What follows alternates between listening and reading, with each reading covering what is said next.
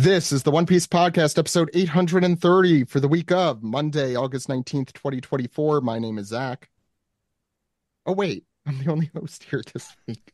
I legitimately forgot until I was just saying it. I have some of the best guests we've ever had on. Don't let the other guests hear it, but yeah, I'm very excited. First, we have very special guest translator for One Piece and Weekly Shonen Jump and Manga Plus. We have Stephen Paul with us. How's it going, Stephen? It is going well. Yes, I know if you only listen to the podcast feed and you don't look at our social media, you're probably wondering what happened to that SGS episode we were talking about 2 weeks ago. And as it turned out, our good friend Greg is actually enjoying some long-awaited time back in the States. He's having a great time right now, I think. So thinking of him, of course, and hopefully we'll hear from him in the near future. But that's neither here nor there for today. Yeah, I like how he's an hour or two away from me, and now he's completely unreachable. It's just funny when he is in rural Japan, doable. No, yeah, I hope Greg is relaxing, having fun, enjoying New Jersey. We You say also that so have, disdainfully of New Jersey. Hmm, look, you could interpret that how you want.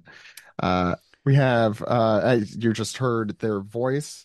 We have Brodsky on, our financial advisor. That's saying, how's it going? Oh, also our audience gopher. Is that what we were calling you? Something like that, The man on Brodsky? the floor. The I don't man on know. the floor, the man Oh on the no, beat. it's a Brodsky from a distance, I think is what we Uh, called Brodsky it from last a time.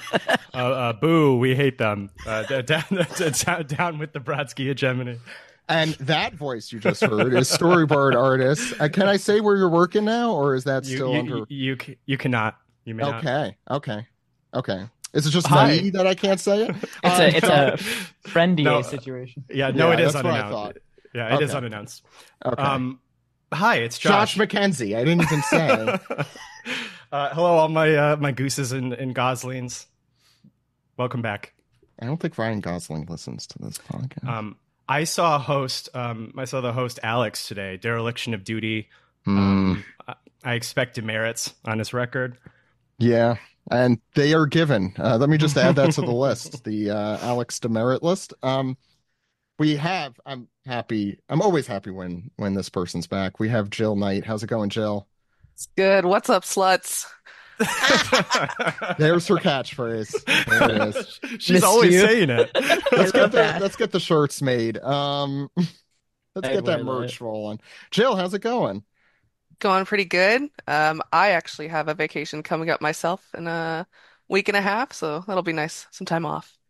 Nice. I'm back. Everyone's leaving. I see how this is. That's one of the reasons we That's didn't why have an they're leaving. episode last week. Oh wait, I did put two and two together. Fuck. Jeez. Oh no. Our big guest today is a PhD. I'm just gonna say PhD student in the art of One Piece, amongst other things. Dr. Raylene Gomez joins us. How are you doing, Dr. Gomez? Hi, thank you so much for having me. It's such a pleasure to be here today. Of course. I guess we should take a step back. How did we originally get in touch? I'll let you explain. And how do you become a doctor in One Piece? Right. So I'm an academic. I am a professor at University of Illinois right now. I have taught anthropology, sociology, all kinds of fields. But what I've always done is I always added manga and anime to my classes, and I have a passion for understanding how they work. So I had the honor of meeting the One Piece podcast members when they agreed to be part of one of my series of interviews because I am doing a really big project right now. I am trying to create a full presentation with papers and research to have One Piece considered cultural patrimony under the UNESCO guidelines during the next submission round, which is 2025. Throughout my research, I've interviewed a lot of different people. I can think of a lot of streamers, Rogers Base, for example, one of them. And I've also had a chance to go to different parts of the country to do research. And later in the year, I'm going to Japan to finish this. It's all through like a grant that I got for my research. And for specifics, my first published One Piece paper as an academic was like 8 years ago. So I've been writing academically about this show that I love nonstop. 8 years ago. That's like 15 years into it. Yeah. No, it's incredible when I got your email, and then when we spoke, just the idea. It I think super warranted, but probably not something people think of right away when they think of One Piece. Um, and are you excited for your trip to Japan? Wait, that you have a couple more months, right? Yes, I am beyond excited. Through the university, I've been able to like make contacts and set up a couple of things. I'm also speaking at conventions. I'm going to New York Comic Con as a panelist, and they're going to ask Oh. about my research in anime and manga. And then I'm also working with a colleague from University of San Francisco. We're trying to create a book, online book for libraries, so they can cater, or like they can select their manga collections for libraries for students. So I've been doing a lot of work through this, and it's very exciting. I just love One Piece. It's honestly the best thing I've ever gotten passion for, and I'm so happy that I get to research it as an academic. Well, I think you only speak for yourself there. I don't know if anyone else here agrees. Um, Is No, there I'll say is that. there a specific university in Japan that is facilitating your trip there? So not right now. So there's a couple of universities that I've reached out. There's one in Tokyo. They would like me to do like a guest lecture. Because I'm also fluent in Japanese. It just depends on my schedule. I haven't been able to connect with a single one. I was trying to connect through Illinois State with any kind of sister universities. Right. However, I found out that a lot of the processes through universities move very, very, very slow.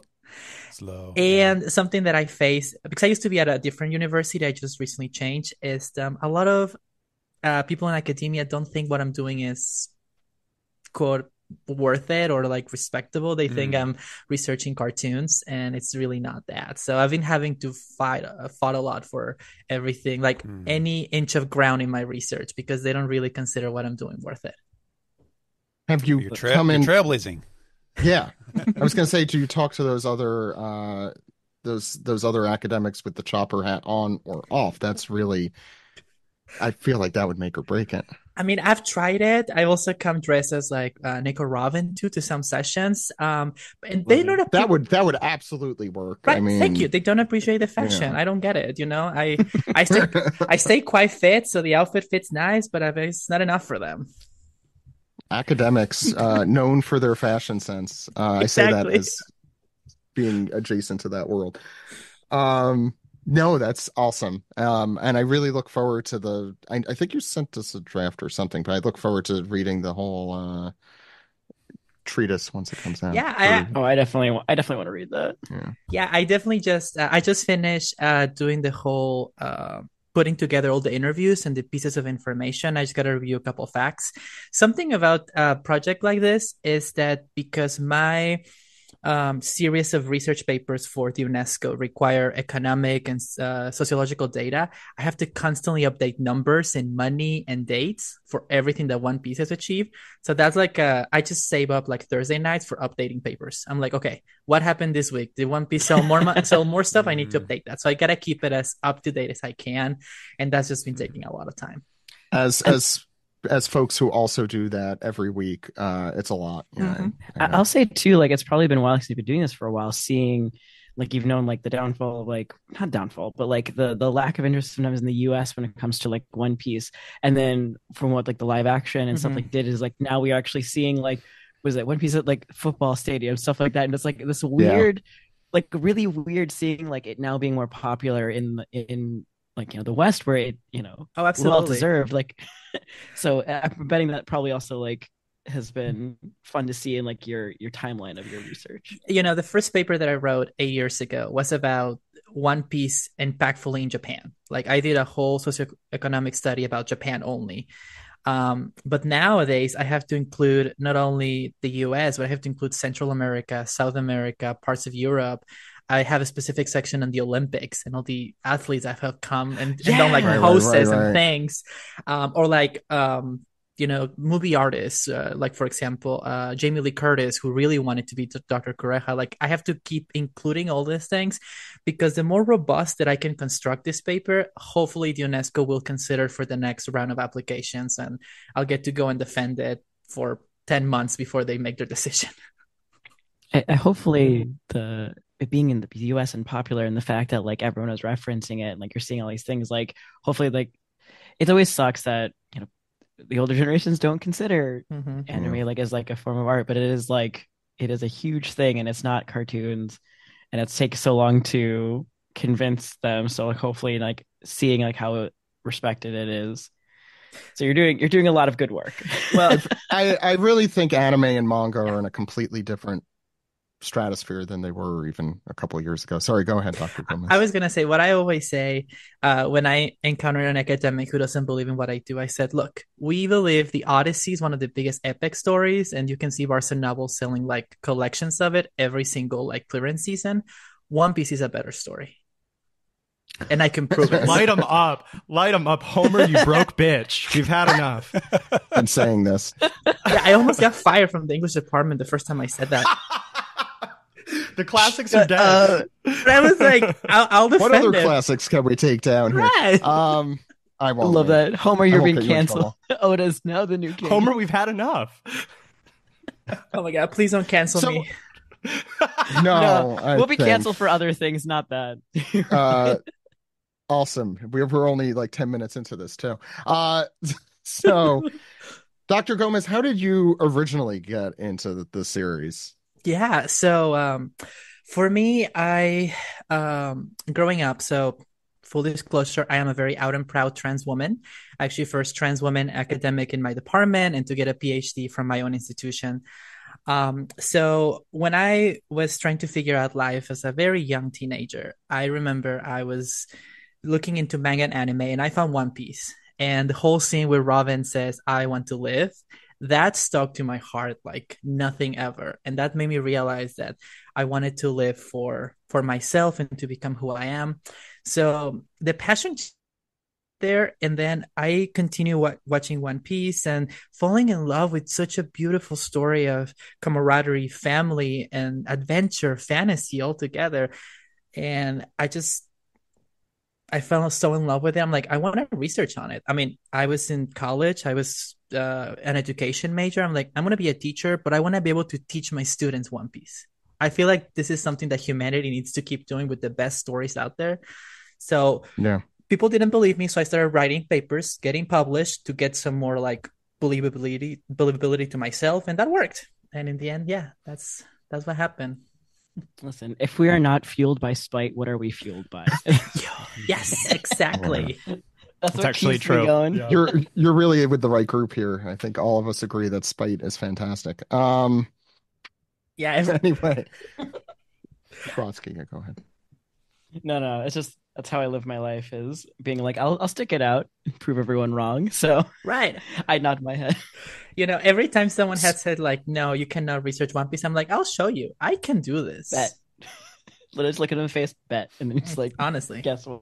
So given your background here as literally studying One Piece, these 4 or 5 questions should be very simple for you. You should already know the answers to all of these. Oh my God. Okay. So just get ready. As always, there are right answers. Josh is right. And we will spite you if anyway. I'm ready. Maybe I'm thinking of the word smite. Anyway, first, who is your favorite Straw Hat Pirate? Onika Robin. Okay. Like, see, I knew. Not even a hesitation. Her story is appealing. It's beautiful. She came from Island of Scholars. She's researching the Poneglyph history, Void Century. That's what I would love to do. If I was in that time, I would be an archaeologist, researching, writing papers, and looking super, super, super hot with every outfit that I wear. Love it. That's it. Josh, you were muted. I don't know if you wanted to say a No, it was just so true. 2, who is your favorite antagonist or villain? Ooh. Now that's honestly controversial here. I love Big Mom. Correct. Yes. How is that controversial? Love Big Mom. I know out of the 4 Yonkos, people don't like Big Mom as much. I think her whole introduction in Whole Cake with her singing was just so chilling and like thriller kind of vibe. I love that from a villain. I mean, Kaido was super strong. Blackbeard, his own side of villainy, but Big Mom just I loved the vibe that she gave, and she was actually pretty strong in the end. Oh yeah. I think she's Uh, the scariest of them. Mm-hmm. Mm. It's like you are with the right crew right now because we are like we all love Big Mom. Yeah. You are. I mean, Jill, do you still have that gigantic Big Mom uh Hat? statue?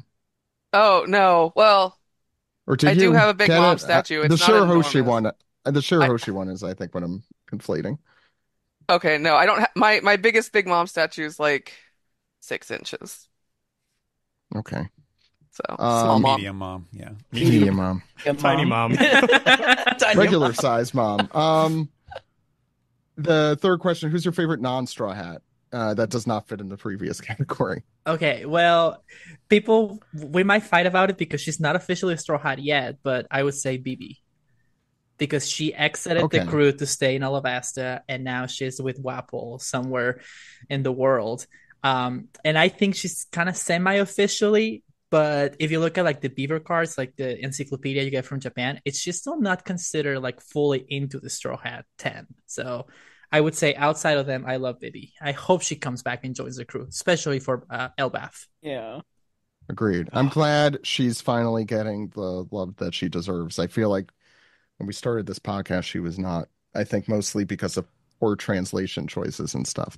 Um, I think it was a lot of misunderstandings. The next question. Oh, what's your favorite story arc? Oh my. So I really like Whole Cake again because I love the Big Mom introduction. It had its up and downs, but honestly, I think Enies Lobby's peak One Piece. I think that battle, the Robin moment, all the Straw Hats getting like their own singular battles against CP9, all that just built up such a good um storyline when I was able to appreciate the writing a lot because it was both emotional but action filled, but also not overwhelming in either end. And I feel like the battle between oscillating on those two ends for a lot of mangas nowadays can really tilt towards one or the other, but Oda kept it very center, so the equilibrium really dragged me in as a reader for that arc. Good answer there as well. The last one is what your favorite opening or ending, or either, Oh or my. both. Um, you see, I was doing so well until this question because Are you not big into the anime versus no, the no, no. manga? I, Which is I fun. love the anime, Okay. but I had a very small blog paper section that I did a couple of years ago analyzing One Piece openings because they're so different to other animes in the sense that they do not, until very recently, but before they did not include spoilers of the actual season. It was more like its own animation story without talking about what the arc or the season was. But the one that I love the most, I think, is We Go was my favorite song because I remember watching it back then, and me and my partner at the time, my boyfriend, we were watching and we were both like sing the song and like start like jumping on the couch because we love One Piece so much, and it was good memories. I think it was back in college when that opening was going on. Well, I think we discussed the thing that made me and at least I think what was it, Ed and Josh age immediately is how old were you again when we started? I think I was in like, I mean, if math fails me, I'm anthropology, sociology, languages. I'm not a math major Yeah, by I'm a any chance, lawyer and that. but I think I was like 11 or 12 when you guys started the Yeah, podcast. cool. Okay. And you're a doctor. Yes. This is great. How you feel? How you feeling, Zach? How's that? How's that kicking? I bring that up at my own expense. Um, yeah, so there's that But too. let me Yeah, do go ahead. say though, like thank you for all the amazing work you've done. I mean, as an academic, as a young child when I was like 11, 12, listening to the first couple chapters because my dad was actually a fan of One Piece and he found your podcast and he would put it on the car while we were taking long drives. What? Oh wow, that's Wow. nuts. Oh, Yeah, that's actually my first experience with One Piece. So I'm adopted. And my dad, Wow. he would take me. I'm an only kid. He would take me and the family on like a trip, and then he would put the One Piece podcast when, like, the first couple episodes you guys had. He would put it I'm on the sorry. radio. No, it's fine. And Sorry. I remember I falling asleep. apologize when someone I remember yeah. falling asleep listening to you guys reading the like or talking about episodes or like One Piece, and I just that created such a love for me for talking about what you like are passionate about.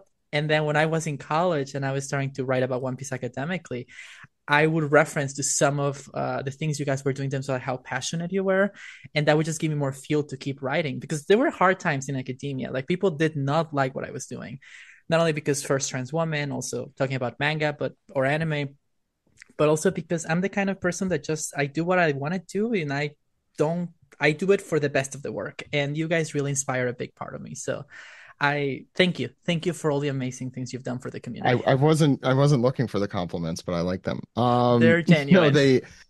yeah, that's a crazy story. Wow. Well, I'm glad. That's really cool. It always feels like I don't know if it's the same with academia or not, but you're talking into a void. So when you hear other people tell stories like that, it's kind of nuts.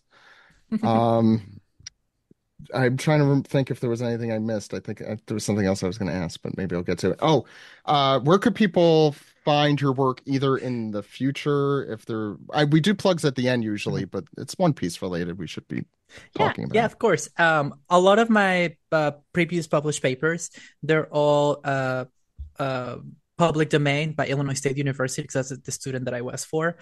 So you can just look me by my last name, which is Gomez Hernandez. Full disclosure, you might find a different first name because I had a dead name on my first publication that I don't coin anymore. I changed my name legally to who I am. So if you do, just ignore it, but you can read the papers. This big research project that I'm tackling right now, I will have the first how can I say version for reading February 2025, and it will be public domain, because that's another thing that people fight me on. A lot of academics want to charge other people to read their work, or they want to put a price on it on like the academic libraries or online proxy servers. I don't. I feel like what I write should be for everyone, just like Oda intended One Piece for everyone. So it will be public domain. I'll have links on my personal social media, and hopefully the university will promote it, because again, I'm doing all this through a grant with them. Well, hopefully we could have you back on when they come out. I would love to. And yeah, and regardless, even if you're in Japan and unavailable or something, we'll get people the links to those when Mm-hmm. they're published. Um, Today we're going to be going through chapter 1123, which seems like it's going to be a kind of ending thing, but I don't know because I've had a Void Fortnight. At least I don't remember much. Um, The podcast is out of Void Fortnight. That's actually true. We did have a Void Fortnight. Yeah, here it is. It was on purpose. I knew the title coming up. Um, but before we get into that, the big news is Josh Brodsky, also Vero, Steve. I'm doing this off the top of my head. Brian Mike and Mike. Patton. Yeah, Brian Newton from Rick and Morty fame, and Mike Patton from Marvel's MODOK fame, and also Domance Dawn and much more.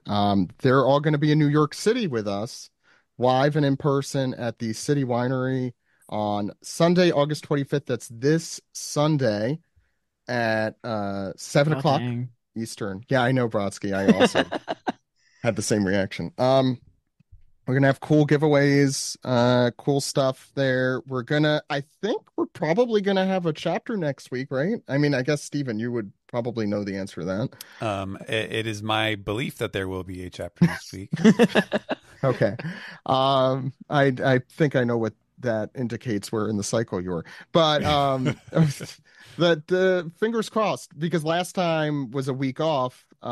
This time we'll do like an actual full podcast live and in person, except shorter because we don't have 5 hours there.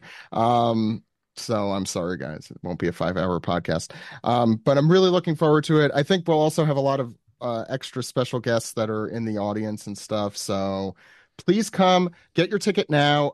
You could save some amount of money. I don't know, with the promo code OPP15. So if you're interested, now's a really good time. The link is on the website, or you could go to citywinery.com or citywinerynyc.com.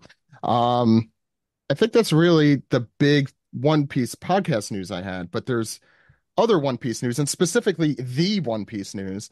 And I realize now that series just garners pretension with saying it. No, I'm watching the One Piece, not a One Piece, not The. Stephen, I don't know if you sound ready to talk about the One Piece.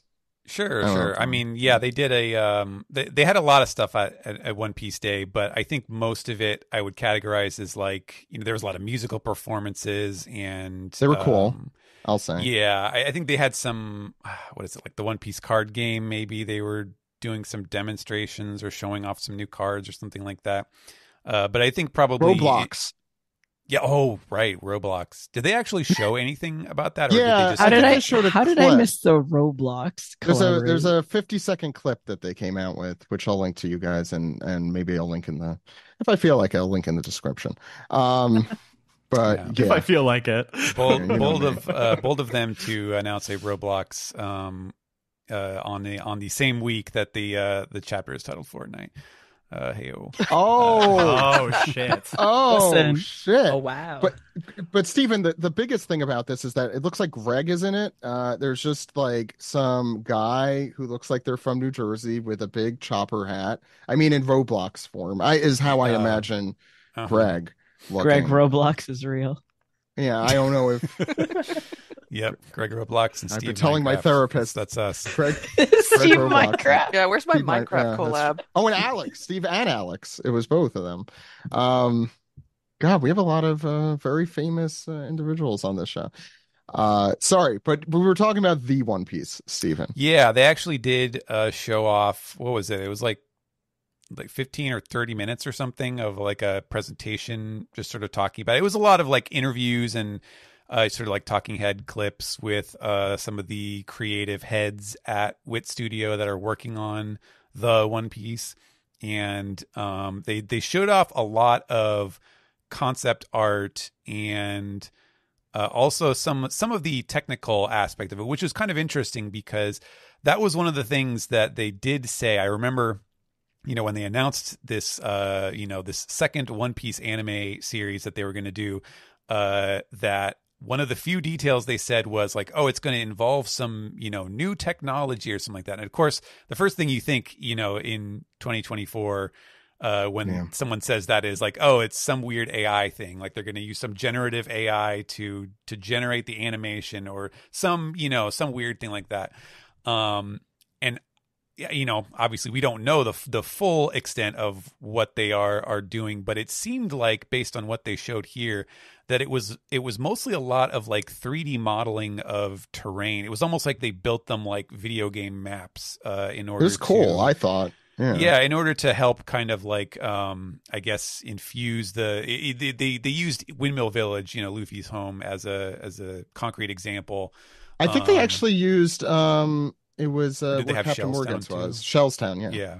I think. But yeah, that was part of kind of like helping them establish a sort of, I don't know, I guess a logical sort of sense of terrain to what they are going to be using with their backgrounds.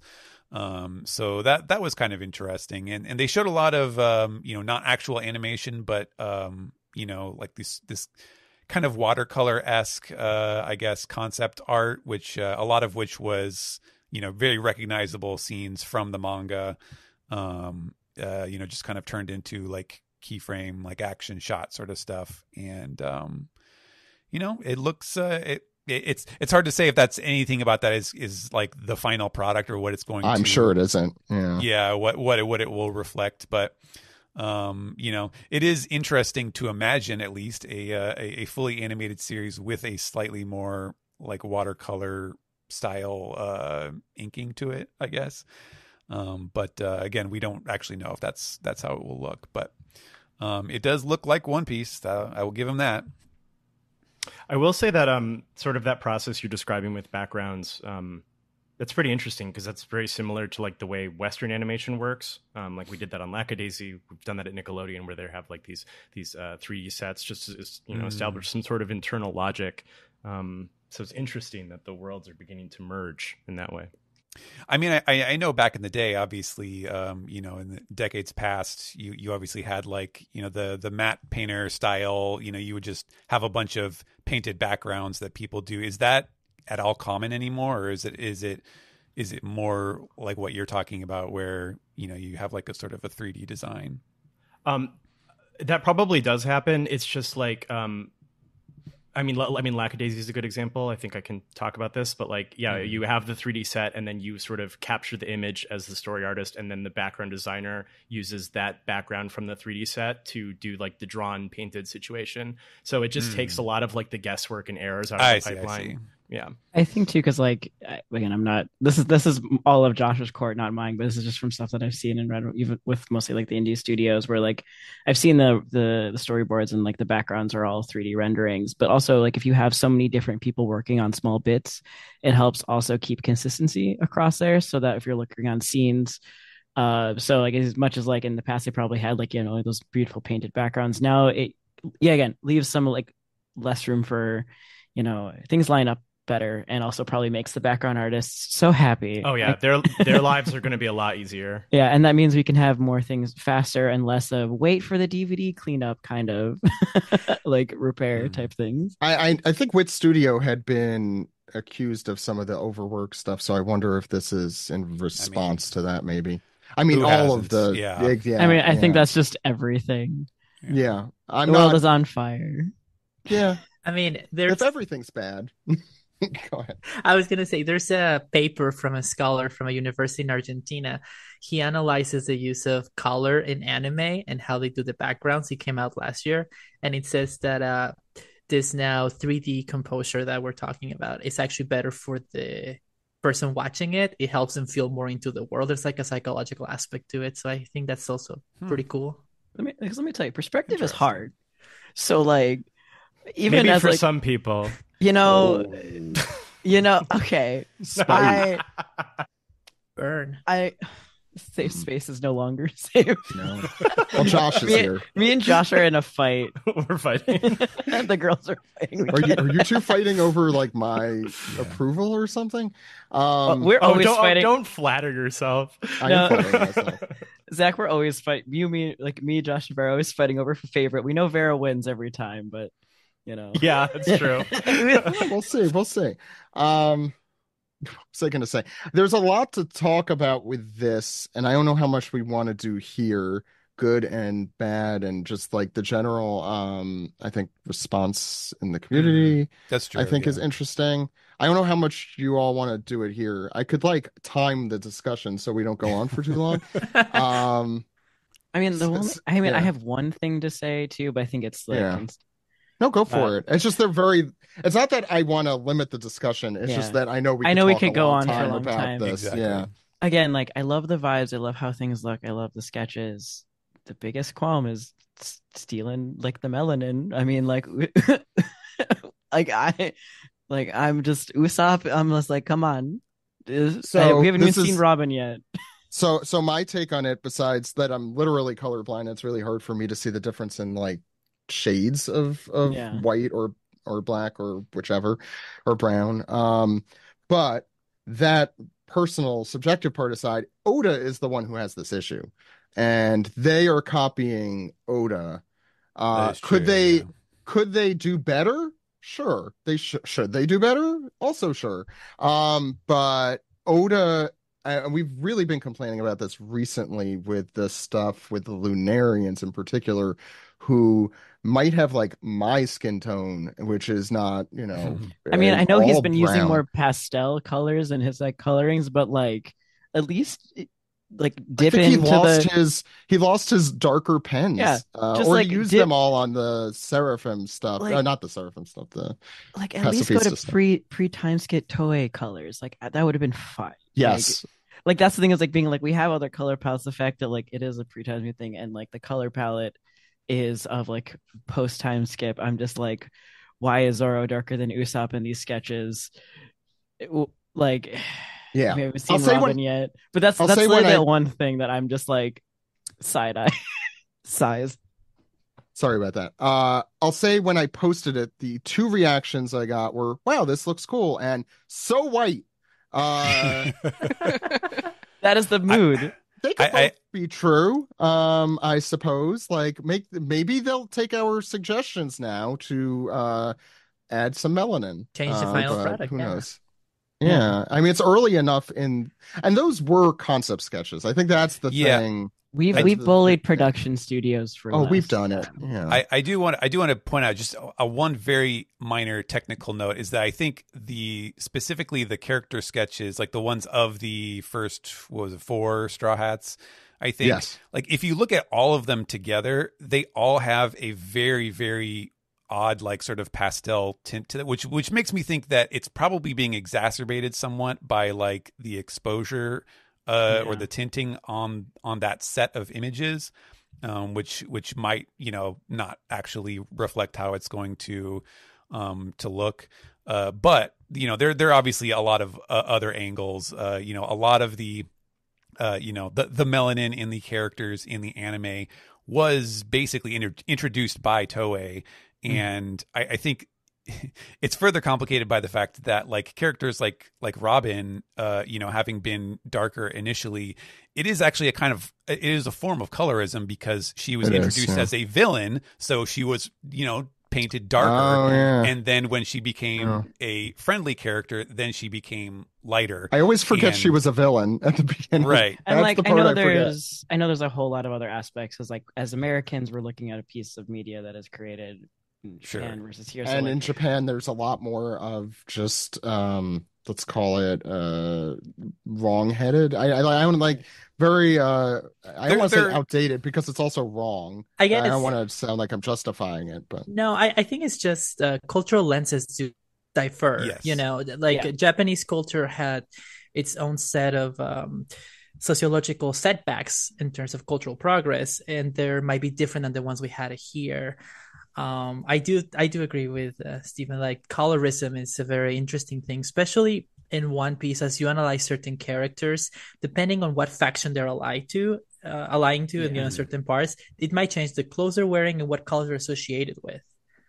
Yeah. Look at this. It's all psychological, but not the good kind of psychological in this circumstance. I mean, things early. We'll see how things develop, but like, I mean, that's like been a not a new One Piece problem. No, yeah, it is not a problem unique with this series. And the thing is, they're leaning into it more. It's more noticeable because they're using Oda's color tones, which I don't think used to be this level, but today they have been.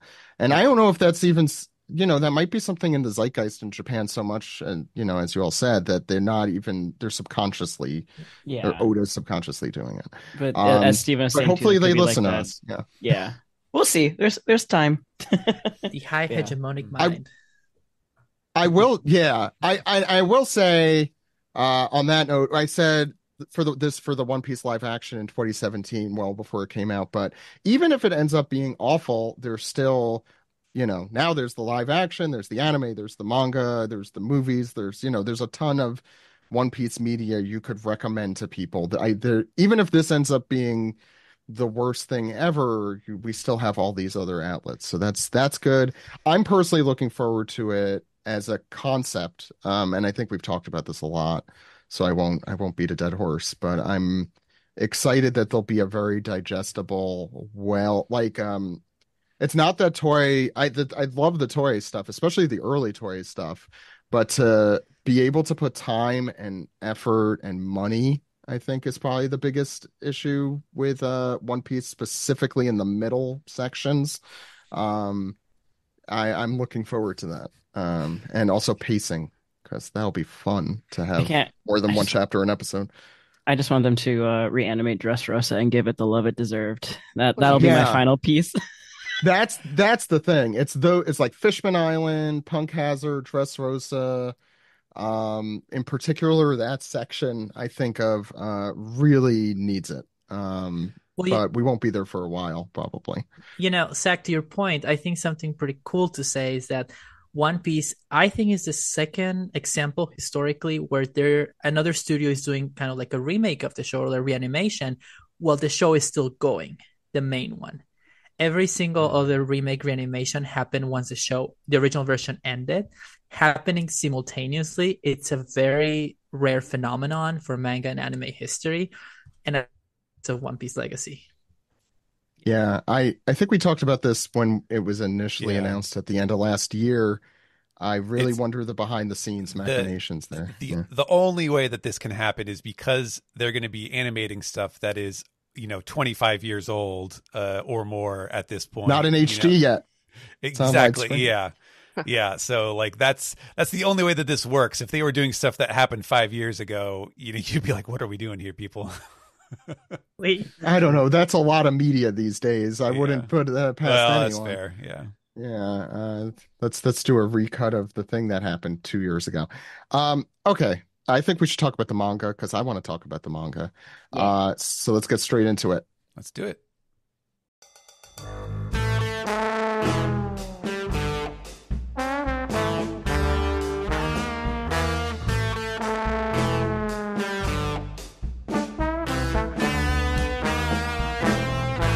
This is the manga recap for chapter 1123, The Void Fortnight. Not the game, the period of time. Skibbity raise, kids. Don't know what that means, and I don't want to know. I'm too have to old go. for this shit. You can read this chapter and all chapters as soon as they come out at shonenjump.viz.com or mangaplus.shueisha.co.jp. I didn't assign anyone to this front page. Who wants to talk about Yamato? Oh, you go for it, Zach. Me? I don't do that. This is my podcast. I don't do things. We're all the line director, page directors now. We just Okay, Go, fine. Zach. Yes, sir. This is Ogre Child Yamato's Golden Harvest Surrogate Pilgrimage, Volume 11. The title, by the way, of that pilgrimage, just as long as the title of the actual thing. Sentenced to eat Oden with the person they hate, and boy, do they hate him. There's Yamato with his arch enemies, 6 little kids that seem to like him a lot. Children. So, I thought they were boiling that child. I was like, wow, what a callback. We love We were talking about authenticity. Big Mom earlier. Oh, yeah. Is this Big Mom and like Elbeth? Yeah. Oh, that's the person they hate. It's the kid in the middle. Thoughts on this? These kids got to be real big if you consider how tall Yamato is supposed to be. Oh, and Denjiro too. Yeah. Yeah. Well, they're from That Wano, this is- so Those are some. Wano has a lot of large people. And more likely Oda forgot. Oda's got a lot going on. I'm taking down all the academia in One Piece. I'm like, I don't think he knows what he's doing. I call the inconsistency in heights just a way to represent the childish mind and give us some kind of reinterpretation. Yeah, there you go. As an attorney, I appreciate the way that you made that logic work. we're gonna we should adopt that phrase like whenever there's a height mismatch. It's the childish mind. The childhood. Yeah, it's the childish mind. Queen is missing That's his mustache. The child's mind. The childish mind. Oda's showing how in touch with today's youth he is. Okay. Any thoughts on the Oden? I did want to say about the chapter title. Because it is literally the Void Century. The term in the story is basically like the blank 100 years, and so this one was like the blank 2 week period, and I was like, man, the Void 2 weeks really does not snap, and then I was like, wait, that's a fortnight. Oh my god, that's so funny. It's Fortnite. So it was really just meant to be that he picked that particular, and yet Roblox nothing. That's true. Any thoughts on the title, the cover page? Otherwise, we'll let Josh. Yeah, no, I mean, you were limited, right? Because the Void half month, the Void 14 day, the bi-monthly Void. No, it doesn't. Bi-monthly period. Void. I like it. English was whooping your ass to try to get that chapter to get a good name. No, Fortnite. That's the best one, good. clearly. Yeah. That was there's not another option there to describe 2 weeks.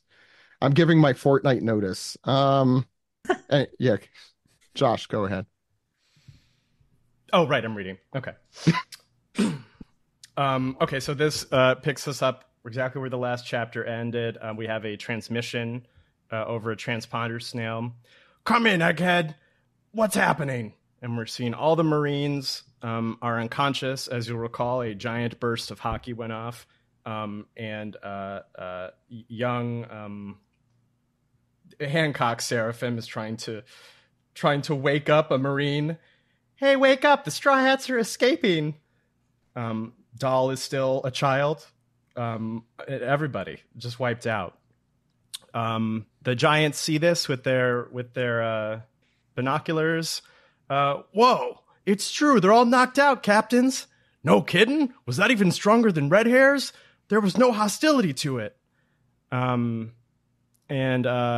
Luffy still in Gear 5. Just being jovial, Haha! Thank you, Giant Robo. And our sweet boy Emmett. So dead. Probably, but our sweet talking to a corpse.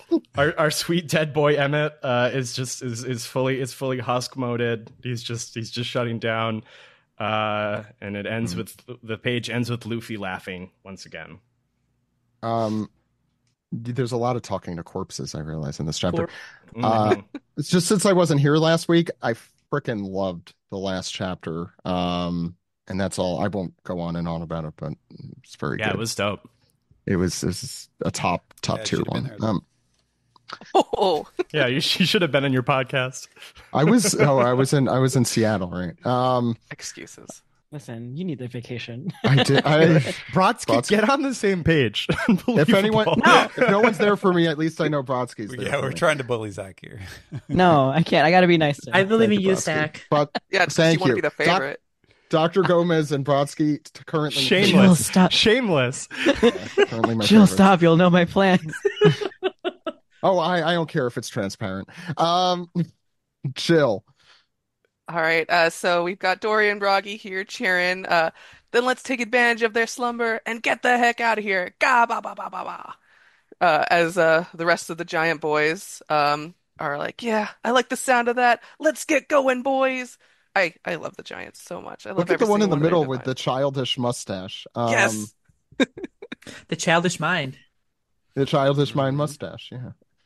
And then on a spread that I have been waiting to see since I was probably 13 years old, set Don't do this sail to to me, Jill. Elbap. Oh, Zach, I was too. listening to you in high too. school. I know.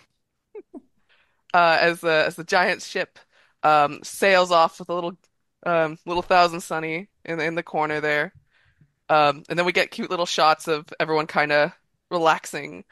My little baby Bonnie here hugging Kuma, I'm assuming.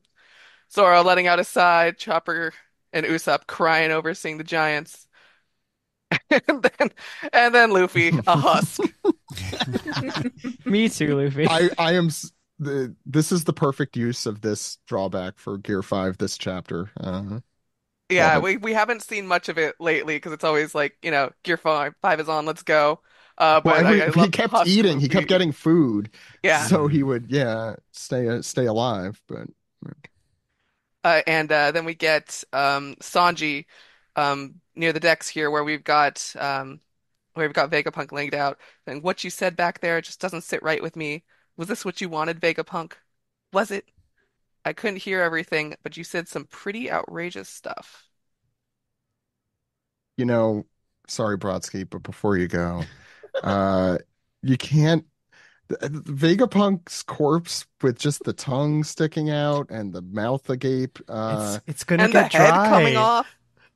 His tongue's gonna get dry. It's Probably is already dry. It's been sticking out his whole life, and He's tasted everything. Compare him and Luffy, both have their tongues hanging out in these pages. No, guys, it's gonna get dry. I doubt it had taste buds. Like, I'm sure that was gone decades ago. Maybe he's part of the let's long please tongue stop. tribe. I'm sorry, I'll even bring Long this up. tongue track, yeah. So I'll See, write it everyone- down, but I don't like it. Here's the thing, Zach. Everyone assumes like me and Josh will say these things, but you're the one who always brings it up. And I just thought it was really funny that you have this like somber moment with I really like Vegapunk's character and all, but seeing a corpse with a giant tongue sticking out, it changes the the ambiance a little bit. Yeah. Like the vibes of it being like this like somber moment and just being just like Right. That's Yeah. Oh, more geez, of been a running goofy- around with him with the tongue flapping in the wind behind him the whole time. I can't wait to see that animated. Josh, I think we have a Like, drawing already. Yeah. He had to shade the top of Vegapunk's head because otherwise he would draw big X's over his eyes. There's just no Which he dignity did. here. Didn't he do that already though? I thought he did do the X's over his eyes. I think so. Yeah. Yeah. He doesn't get dignity already, so why give him dignity now? I don't understand. Brodsky, please stop me from talking. all right, we're in a delicious fat. Oh my god. What? I don't We're in a know. delicious fat Flashback. what? that was like a full Joe Biden like complete like auditory gaffe. It's Brover right now. That's what Oh my it is. God. My 4 a.m. rating brain has killed me. All right. Did anyone here get any sleep last night? Yeah, go ahead. Never. No. All right. So a delicious flashback. 2 weeks ago, Egghead. There's an abnormality in the numbers from the power plant. Yes, I'm certain of it. Look at the change in the particle numbers. Are you happy God, I you gave guys you gave this, Brodsky? Everyone's gonna be like, God, Ross, you can't read for shit. That's good, true. What, you can't All right. read the particle number density and neutron flux? I'm not smart, Zach. There's a lot of big. Oh, I should have given it to the doctor. That's my issue. No, it's okay. I'm good. Thank all you. right. Right. Retconning that myself. Yeah, there you go. Yes, I'm certain of it. Look at the change in the particle number density from the neutron flux. Woo. Shaka, my delicious, sexy rest in That's bits. why I gave you the page, and Josh that's was why- angry about that, and still is. And This spiteful. is why me and Josh are in a fight. Next panel, we I agree have, with your Shaka opinions. Now, maybe not quite as intensely, but the quizzical looks. The amount of energy expenditure on the Seraphim has been inching upwards. If there's oh my god, Delaney just no. blocked that off for a second. Let me start that over. Delaney again. just kill Brodsky. Please just kill me. Honestly, shoot me in the face. We'll have a great time. If that's a mistake in our calculations, it's a grave one. Huh? What, those numbers aren't the numbers we confirmed, are they? The response rate is rising, but the power plant seems stable. They're all like, oh my god, you're all gonna kill me because I know Shaka and No, we're not going to kill you. Vegapunk. Delaney's going to kill you. didn't kill me, but I can't remember the little cute robot. Oh, Pythagoras. Pythagoras. Pythagoras. He's number 4. I'm a fake One Piece fan, you guys. Well, at least we're telling the truth. Well, I'm just glad you got this page spread. It seems like you really earned it. You just really I gave deserve everyone it. the option to switch if they wanted. Listen, don't bully me. Look, fake until you make it. I've hit my No, my the problem is tipping point. Brodsky's not faking it. Is I can't fake anymore. I've run out. yeah, being too honest here. All right, back to Shaka. What though. were we talking about? I don't even know anymore. It says yes, which means that the data represents evidence that someone has stolen some of the mother flame. Dun dun dun. Oh no, the thing we knew. The thing that we done been knew. All the numbers regarding the power plant have been carefully manipulated to look normal, and the only one who could pull off such a feat is a Vegapunk. Was it Lilith? She's evil. That coming from Stella himself. In the next panel, I love how just like Amelia is being just like fucking Lilith, evil. To be fair, that I was like mean- the obvious. That's the yeah. Like we all thought that, and I can't tell you the way that I was just reading this page and just giggling because it's just like he's like it was Lilith. It's Question. funny because this whole page is basically what the fandom, and I'm sure Oda did this on purpose, but the fandom was like thinking in that lead up to You the name reveal. you name a character Lilith, you're just like, and she's a little sassy. They're like, it's got to be her. But like the true people who know of like fandoms, you see like the one that's labeled evil, and they're actually like the one that has the heart of gold will like be your ride or die. So we knew. So yeah, go ahead. And then we continue on saying, I'm sorry to say that we're the only 3 with all right alibis. So Airtight. couldn't be airtight. Oh my god. I mean, they're all right, but they're airtight. My dyslexia, my like reading comprehension, just all out the window today. I really feel bad now, Brodsky. I shouldn't have. No. I should have given It's it to like- Josh. No, this is just content. This is for the fans. Okay. Does this fans want to hear me struggle? I don't think so. No, you know what? So, just brief aside, watching Steve and Sungwon's playthrough of Super Mario World 2, and they were just hating life. It gave me life, like just the anger. So I'll say, Brodsky, the Schadenfreude Everyone is sustaining people, I'm sure. Yeah. So take that as you will. Yeah. I'm no longer allowed on the podcast afterwards. I'll just draw. No, from now you're going to on have to and read give me fun. everything is the problem here, Brodsky. You don't want that. No one wants that. Oh. All right, next panel. It's a lovely outer shot. Let's get to the fifth of these Vegapunk. panels. This is why I only got one. You got these 2 pages, and then it's everyone else's problem. The amount of energy that was siphoned off is vast. So it was one of the remaining 4 then, like Lilith. ... I'm knowing that Stella saying that he's he's like I fucking know. I don't even know who it is. I made her evil. Yeah, It was he's like, I me made who her did evil. Yeah, go ahead. And that's why you want to put you want us to put our brains on stealth mode? Yes, if this experience is shared with the punk records, then then the culprits Lilith. will know we're on to them. 1 week ago. Oh dear, I've identified the culprit. It's yours. What? I just love how like you want it to be right. I just love it. No one would have guessed that. No one. At least they wouldn't have guessed it. Pythagoras does look exceedingly. I'm like liking him more and more the more dead he is. Like in the story, not literally. But yeah, I like. You think fondly of them once they perish, right? Exactly. It's like are you gonna think? I mean, people love him for many reasons. I've broken Dr. Gomez's heart, which is face had one. The only time we've seen Pythagoras without his Muppet droopy eyes. They're so shocked that they're all the way open. That is, yeah. Like the fact that his eyes wide-eyed open. He doesn't look like a little sad. Mm-hmm. I like his Muppet with the droopy eyes. Yeah. No, also, great. I do have to point out, like going back up to like Stella at the top, just like the bug eyes. I think Oda's been having so much fun. Just everyone has to have bug eyes, just like sticking out. He's leaning so much into the Looney Tunes with like. Yeah, but why doesn't Shaka have it? Oh, Shaka's too cool for that. The 0 and the 1 should be sticking out.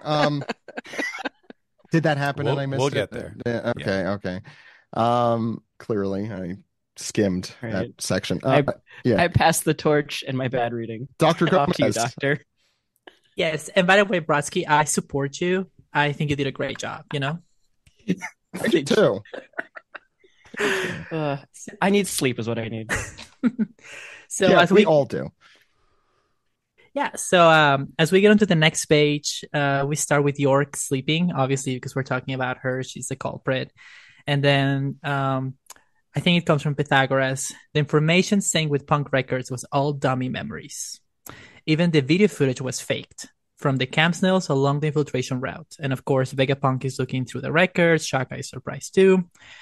Shaka, but why? For what purpose? Also, forgive me, Lilith. I think that came from Vegapunk being like, I thought she was her, but no. Shaka then says, I found evidence that the CB's weapons were controlled as well. Pythagoras, traces of wiretapping, white transponder snail usage detected. And then Stella, found it. I've successfully recovered the data of this long-distance snail call. And we go back to when York was talking to the 5 elders. That's the recording they're listening. And the fraction is shown is Dr. Vegapunk is studying the Void Century, which is, of course, the big betrayal. Stella, putting his hand on his head, is like a transmission to Marijua. No wonder Cypherpole was coming to investigate so often. A good face palm from the doctor there. Yeah, I wonder when he hits, like, the apple moves or something. I was wondering that too. Rings or like a what bell. happened when he had the big head, like, and he face palmed? Did the whole thing like sway in the wind? Or like, what part of the head do you hit to make sure that it's a universal Like, sign I can't reach. Can't reach. Then on the next page, we fast forward a little bit to 6 days ago. Stella is talking about, they say the kingdom of Leloucha is gone. The details are unclear as of yet, but it can only be an omen. Obviously, we know what happened to that kingdom. Then Stella is talking to Pythagoras. Pythagoras, keep a close eye on wireless transmission water levels. Pythagoras, I will. Then Shaka, do you think it's related to to the stolen mother flame? Stella, I do. She must have used the sea weapons, the best weapons the sea-based weapons to transport it to the government. And we know that's how she moved it.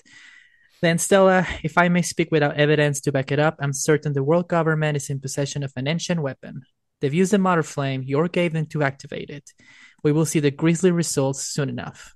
I know it in my heart. It is true, but I cannot go public with it. And then Stella is, of course, feeling bad about it. This is all my fault. I should have never have tried to isolate greed from the human mind. And I love, that's my favorite line from the whole chapter. Yes. It is only, the only comment I have on it is you also isolated evil, which you did immediately suspect of doing this. But yeah, that's the problem. Lilith is just unmotivated evil. That's the problem. That's not driven. Interesting. Does it really take greed to make evil activate? That's actually kind of an interesting. I feel like greed is. Yeah, that's true. Well, I feel like evil is. It doesn't mean you have like malicious intent half the time. It's just like you could be an asshole and be evil. Okay, now you're just these are just your boys that you're like. Well, no. I love Delinquents of the Heart of Gold, but this is a different thing. But like when you have greed, like you have more of that malicious intent to be greedy. Yeah, this segues into my defense of Doflamingo and how he's never made a mistake. That's where I thought that was going. Doflamingo was groomed as a child. I'm there with you. Doflamingo never did anything wrong ever in his life. I don't like any of this. I mean, those are opinions. Correct ones. Academically, that's true. Damn it. Okay, I'll forget my greed is good joke then. Let's move on. Which it isn't, is where I was going with that. I also noticed none of us are doing our German accents, and that's fine. I haven't had a Vegapunk page. You didn't give it to me. Josh, if you want to read some Vegapunk, go for it. You can do it on my page if you want. All right, there's some on your page too. There's plenty of Vegapunk to go around. Yeah. Okay. All right. Fine. Let's see if I can. Zuyo. Oh no, this is. I keep doing the French accidentally when I start. Do you think that we could apprehend York to keep her from causing more harm? I believe Pythagoras is asking. And no, it's already too late. Whatever York is after, it doesn't matter. Anyone who learns about the Void Century will be eliminated. He's not the one threatening. I don't know why I said it like that.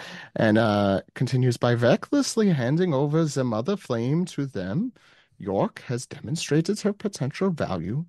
And, this is all him. We would never have done such a thing without thoroughly determining the purpose and safety of it first. And Shaka responds, there's still time for us to flee, Stella. We could go somewhere. And this is the first time we've seen this joke since he was introduced. Then I Rayquaza and maybe he was like going through a thing that week. Yeah, like, he started then. He started. Stop making fetch happen. I don't like it. Yeah, never gonna happen. Stop making Rayquaza happen. Yeah. I read that and I completely forgot about the joke too. Now I'm just like I miss it. You know what I think? I think Oda was watching the recent anime episodes with some of these characters and this joke, and he's like, and also the York reveal and stuff. So it's fresh on his brain. You know, I haven't used that joke in a while. Maybe I should do that. Or as we would call it here, he has a childish mind, and that's why he forgot about it. Is that less academic and more therapy session? I'm sure Einstein could have used one of those too. He may have done it. It seems somewhat enlightened. So he says, Zenai Rayquaza, an escape ship, one that will I'm giving up with this. One that will evacuate all the residents of Egghead. It is too late for us, however. Secret orders have already gone out to the entire Navy, or the Navy branches, and that they will hound us to the ends of the earth.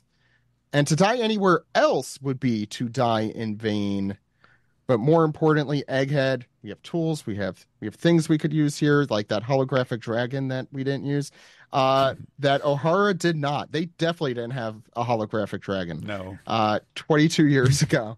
I have the means to maximize the reach of my voice. The closer I get, the darker it looms. Just, again, his silhouette, I can't take seriously in such a serious moment. But here we go. Just what is the world government? Very interesting question there. Interestingly worded question. If I must die, it won't be for nothing. Not only does this panel have a lot of significance visually, but it's a very good reasoning behind everything we've just saw. And Stella apologizes that this, I'm sorry this happened to you, Shaka and Pythagoras. And it's like, look, we're both you also. We can't, what are we going to do here? We're literally part of you. And that we were thinking the same thing. Of course you were thinking the same thing. You're the same person. Sorry, this is... Anyway, apparently they were having this conversation in front of a giant brain where they ask here, I guess this is Shaka saying, the only question, Stella, is what death will accomplish? And all Vegapunk could do is concur. Josh. Before Josh starts, I'm just looking at that. I'm just like, is that the first time we've seen someone stand next to Vegapunk's severed head? Like, the size scale is wild. Well, Vegapunk is standing next to his own severed head. I mean, just like, no wonder he chopped it off. Look at that. Mm-hmm. But the question is, how did he chop it off? Did he just like wake up one day? He's like, I need to cut it off, and that is 100% going to be an SBS question, and the answer will be completely unsatisfying. Okay, the SBS question has to be like, what would Vegapunk's severed head look like if it was not an inanimate object? Or did they do one he like draws like the swords as like people, but Stephen, in 109 did they say like a the joke was like what if it was a banana instead, and he was doing his like I'm flying to the South Pole joke, and then he just completely blew past the question. He did not answer it at all. Yeah, right. I don't think he want to answer this one. Yeah. We're too close to the truth. Okay. I have to reconceptualize this voice every time I do it. So do I. Okay. Yes. Yeah. There is one other thing we cannot afford to lose. The cloud plant that produces island clouds. Those clouds might be the foundation of humanity's survival, after all. And then we're flashing back forward, somewhere in time, we're moving, to York, and she's like, huh? What's the Stella doing here? Ah, York, just doing what I always do, giving the mother flame a little test run. If he can move this thing with it, it might be the ideal energy source. That's true. Hope you finish your experiment soon. I do too. But that it stays incomplete is my only hope. So now we're 2 days ago. Go ahead, we're recording. Hello? Check. Is this on? Hello out there, come in, Veld. I am Dr. Vegapunk, a humble genius scientist. I think this is Vegapunk talking. Yeah, we've cut to after the recording of the Stella. message now. Yeah, they're back But on. we heard. Now let's go through that message again. Yeah. Zach, you want to pull up that website for us? Yeah, it's on OnePiecePodcast.com. You could read it. It is legit long. I haven't done like the page count, but I can, or the word count. Yeah, go ahead. They're standing on Emmett's big old shoulder there. They're going to be shocked by this, but it is the truth, and everyone has a right to know it. No one will expect that the transponder snail is hidden within here, and now it's set up to transmit upon my death. I like when York finds him there, like just hanging out on the robot. She's like, oh, what's he doing? Just doing what I always do, just playing on the jungle gym. Just like, just sliding down. Oh, just being so normal. That's how I interpreted it too. By the way, his speech was around 2,000 words, so take that as you will. A DJ spin that shit. Play it again. Precisely. Okay, and so here they are, the three compadres here who are hatching their plan. They're sitting on or they're lying down on some kind of like medical gurney type thing. It's a good thing. Sorry, it's a good thing Stella cut his head off before this. Yeah, the little rings that go over their heads. And he says, and to prevent anyone else from learning that we have arranged this little trick, I will be erasing this event from our minds. However, this will come at the cost of many other memories, such as York's betrayal and theft of the Mother Flame and the imminent threat to our lives. We will be startled anew by these things. Indeed, says Shaka. We will be frightened all over again. However, our plans will already have been laid, and the utter disaster that awaits just around the corner is none other than our ultimate triumph. And so, yeah, they're anticipating. They're practically gleeful here. Pythagoras is like, hee hee. His Muppet eyes even change a little. Yeah. Yes, and then we get this little like sort of staticky, looks like a an EKG sound wave kind of signal, or EKG, representing the severing of the memories. And then sometime later, they're all sitting up and saying, why am I here? This is the memory mass testing lab. And Vegapunk finds a note that, wait, this is my handwriting. And he starts reading this note that he has written to himself. Good morning, gentlemen. You will find that within your memories there is now a Void Fortnight, but it was done of your own volition. There are many surprises in store for you. Lol. Okay. Let me say something. Something. I'm going to be professional about this. I'm not. Please. I'm going to withhold my opinion, but I am just going to say that is not what I submitted in my script. Oh. I mean the spirit of the implication is still there, but that was not what I initially said. So that was not my decision. Can I ask what you originally said?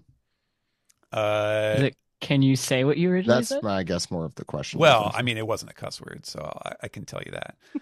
There wasn't a good reason, in my opinion, to have changed it. But yeah, so I'll say the way that I laughed so hard as it just like reading it and just in Vegapunk's LOL, like. I was thinking of your Akane Banashi Tanuki with the, what was it? The meme you did on that one. I mean, it makes more sense in that, obviously. Right.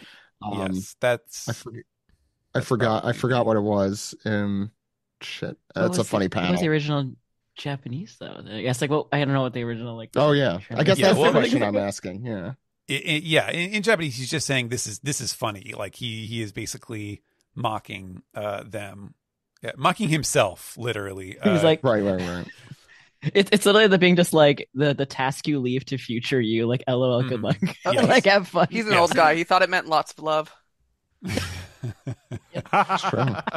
He's like, I do love myself. Wait, but how would his past self know that? Okay, maybe he learned it in that fortnight. Yes, LOL. Huh? Oh, he learned it in Fortnite. But I will leave you with one piece of information. And there's the title of the series. He did, he said the thing. The world government knows about your research into the Void Century. What? They do? And you can see all three of them, including Shaka, have eyes bulging out at the letter. Yeah, Shaka. I won. Shaka's eye reveal. One. It is that could look like anything. That is. It's the number one, right?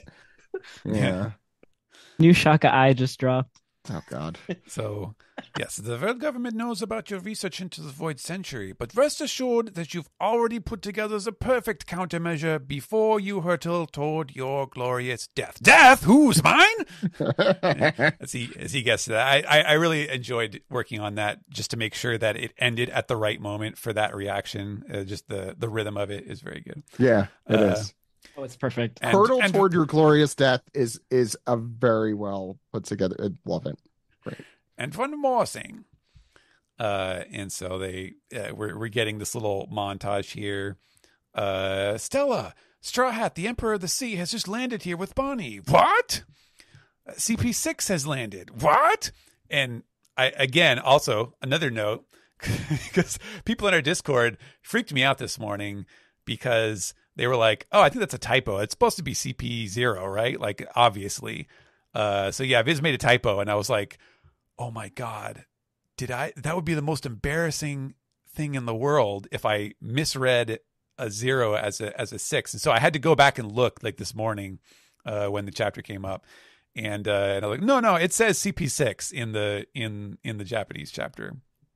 It's confusing because is that a mistake on their end? I know they're locked up in the basement, but didn't they come a while before this? And he even mentioned earlier in this chapter, right? That Cycleball right. They were coming over like a period of weeks, pretty much. You know what? Actually, was CP6 the last one just before CP0 got dispatched? Is that?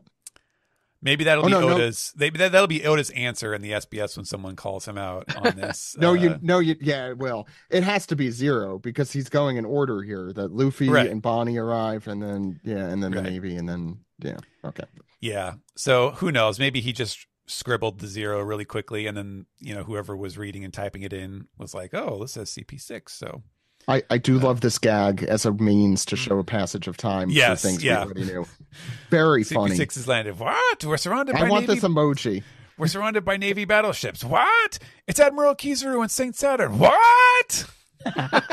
Very good. I can't wait. For the anime in particular, this is the scene I can't wait for. Not a fight or anything. And it all happens so fast that by the end of this, we're in the image in the in the panel itself where all the ships are bombarding the island here. And now we are definitely in the middle of the arc, specifically at the point where they are doing the little cloud go-kart, little rolly device that is going down the clouds to save Bonnie. And Vegapunk, who is driving like an old man, you can see his hands; they're right on the top. We've made that joke then as well. That's right. I want you to know, so if we're going down to save Bonnie, I intend to remain down there. And Sanji's like, huh? But you'll die. I don't want you to save me. Just leave me down there to perish. And he's like, huh? You got a death wish or something? And this is, of course, we're going back to what Sanji was saying to Vegapunk's dry-tongued corpse at the start of the chapter. We don't have to call it that. Dry-tongued corpse. Yes, we do. Dry tongue corpse. I love the name of the episode. Let's continue. Why are you doing this to me? Because you bullied me earlier. Oh, fair enough. So continue. Vegapunk, you got a death wish or something? Certainly not. But I feel like my death might cause something to happen. And Sanji says, yeah, sure will. A bunch of people will be upset. I can't just let you die. Oh, pretty please. And his last words were, pretty please let me die. No, he has a much more wholesome and inspirational last words. And one other thing, when it comes to the One Piece, and if we see in the present day now the Giant's ship cutting through the waves, getting away from Egghead, Sanji says, what now? I want your crew to be the ones who get it. And now we see, perhaps, meaningful juxtaposition here, talking about the going to get the One Piece, as everyone says. We're off to Elbaf, a toast to reuniting with old friends. And the Giants are toasting. Usopp is in Dory's palm doing a triumphant pose. Onward to Elbaf, onward to my dream. While Luffy is a little dolly in Brogy's hands, and he's like, no, later. I feel like that's how my Barbies felt as a child. This literally is like, it feels like you're holding like a dollar, a toy, like up in the This air. is like when everyone's partying and you've had too much to drink and you're just like, oh shit, now I'm stuck here. No one. I know. I thought it was something different. Like, when you get really high and you got the dry mouth. Yes. Stop it with the freaking dry mouth. Why does it haunt you? Why does it not haunt you the way it haunts us? Brodsky is a thing going on. Steven, there was more, right? I love the old timey the one with the mustache, the walrus one. Every time I have to point him out because he's great. And Kashi I guess is better. Didn't he get really wrecked? He got walloped by Doll, yeah. Yeah. And there's Oimo and whole crew and Luffy's so happy. And I think we have a chapter next week, probably.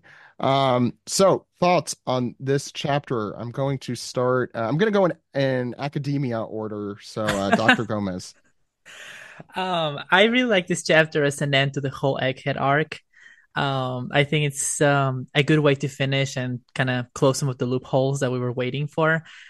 For me, just Egghead in general was a very fun thing to read. I think it's such a good allegory of progress versus past in science, and the way that a lot of religious and social allegorisms show up throughout the series. I think it's all very close very nicely. The comment in this chapter is amazing. I love Stella. Stella is saying his impression like, what? That warms my heart. It's so funny. I'm gonna miss that long tongue tribe member in future chapters. Sorry, I keep wheezing. Like the room tone in that you're like, I can't. Me scoots away from my mic. Oh yeah, Dr. Gomez. Anything else? Yeah, no, the tongue. I like the chapter. I like seeing how they all like plan ahead, and I find it very interesting that the solution to the world drowning is the plants that make the sky clouds. Yes. It makes me wonder. Me too. Yeah, it makes me wonder if back in Skypiea, if the people who founded the Gold City knew that the upstream was going to eventually shoot that part of the island onto the sky clouds to save it from this. And we say this again and again. Skypiea is important arc. You do not skip Skypiea. I bet Oda heard that and he's like, bet. Like, let's make it fight. Yeah. Academia. Steven. Did you have anything else you want to add, Dr. Gomez? No, thank you. Okay. I think you have more schooling than Steven does. Yeah. Me? Oh, should I go next? You said academia order. Oh, you're right. Steven, how many? But you went to. Did you go to graduate school? I don't have any degrees. No. Okay, so I'm next. So before I give my thoughts, you may all know that we have a contest for each arc amongst the crew as to when an arc ends, and it's defined by the Straw Hats sailing away from the island. So, per that definition, even if a bunch of other stuff happens in Egghead after this is technically the end for the point of this contest. So I don't want people up in arms in a chapter when we're back in Egghead and Kizaru's like, hey, I'm gonna do a dance here. The Hero 5 Fortnite dance. Fortnite dance, even better. Is the name of the chapter. It's Void, but it could come back. So I cannot believe we have the winner of this contest here with us today. Whoa. It is someone here. I will say we did a first round of these. Everyone guessed under 1101. Brodsky, you had said 1101. That was your first guess. So we had to wipe the slate because we are, for those who don't remember, at 1123. Josh, we never got a chance, I guess, to get a new prediction from you. So you're 1089. Yeah, you hate stands. Me. And because I hate you, right? Steven, you had guessed 1114. Jill, so close. 1125. The Oh, winner of this contest, who is here again with us today, is Brodsky, who said shut the fuck up. 11:23. Fuck. Shut the fuck Ah. up. You fucking kidding No, me? Yeah. no, this is clear nepotism in action, listener. Now, Let's fucking go. the winner of this contest, as Brodsky may not realize, has the duty to host an episode of this podcast. Now, when I say Fuck. host, I mean they could do whatever the hell they want with the show. They could talk only about Corazon the whole time. Yeah. This is royal. They could talk about Doflamingo being innocent of all crimes. Yeah. And they can't have any. Killer's ass, just It could just be an entire episode on Killer's ass. Yes, correct. So Brodsky, I'll let you percolate on that, and you could come back when you want to do your episode. Let me know. You'll be in charge. I'll plot something. Yeah. So I have ironically, to have a sidebar with my little posse. you could have who you want on. You could have who you don't want not on. So if you want to spite Josh for all this, or me, I could you never. can. We are married. I know. That's true. That would be a bridge too far. Josh did take your name. He did take my name. Yeah. Yeah. Josh Brodsky is me. I'm sorry I've been using your maiden name. Sorry, Dr. Gomez, you had a question. Can I volunteer myself? We're talking academically about hot guys. I have a lot of academic insight on that. Yes. So Yes. You know your audience. yes, Absolutely. We will talk. By the way, I guessed 11:50, but I was trying to lose. I can't believe that I won. I is that wanna really? give, Is that I want to really? give a really big winning? shout out to Ed, who I hope is listening, who is off by 11:22. The closest people are all here. I mean, there's Ed, who isn't, but Brodsky getting it exactly right, and Jill getting it only 2 off. Very good. I will share this. I will, as Ed, if you're listening, I will come out. I will get you food, and as a prize, because we were 1 chapter off from each other. Yeah, you should really celebrate, much like the Giants, for getting through this. Now my thoughts. Just I think seeing a lot of these moments in this flashback reminded me the kinetic energy behind this arc in a good way. I love Vegapunk and all of his satellites. They are fun characters. They are unique in the series. I don't feel like we've seen any characters quite like these. Particularly Vegapunk. We've had a bunch of articles on our site. I know Kirsten wrote about like the inspiration behind Vegapunk, and it's just with Einstein obviously, and just science in general being used for evil even when it's intended for good, and the greed aspect of it is very interesting because Vegapunk in particular, I don't think this was true with Einstein, but I have no way to know. I haven't done that much research on Einstein in particular, but the greed aspect was very important to everything Vegapunk had done pre cutting off his head, in the good way, not the dead way. That the stuff with Kuma was a lot money related, and that was definitely a flaw of his character that was brought up by the fan base. And I really like how this kind of ties that up with a neat bow, in a non-childish way, you'd even say, because the greed is like the thing it comes to regret, and is his comeuppance, and ultimately is what kills him, which is probably some, like, what is it, dramatic irony, I guess. Not really. It's something. There's a word for it, but I really did. I did like how that came together. Was this a mind-blowing chapter? No, but it really did feel like I could like hear us playing or something or Dear Sunrise, I think is the current ending in the anime, playing in the background through this, like, and now the arc is over, and this is what led up to what we did. I thought that was it felt like almost like a very old school kind of One Piece-y kind of thing. Like, I think we got those kind of montages more earlier on. Particularly, did Skypiea get something like that? I thought it did. I don't know if it did in the manga. But I also agree with everyone here that the cloud thing, the island cloud thing, is the biggest new nugget of information I think in this chapter, and it's kind of done in passing. Um, I mean, everything else is certainly interesting and cool to see, and goes to the motivation of these characters. But the Island Cloud thing, and for the future of the series, super interesting. We still have not seen Lilith after this, despite her being evil and definitely the one who did this. She's EP. Lilith is EP. She is EP. Me too, Queen. She's taking a nap. All these Zoomers in the chat. Yeah, no, I wonder what she's up to. I mean, I know she's taking a nap, but I wonder what I mean by that is I wonder what she's gonna be like when the Punk Records is far away, and I don't know how the hell any of this is gonna work. So I'm super curious.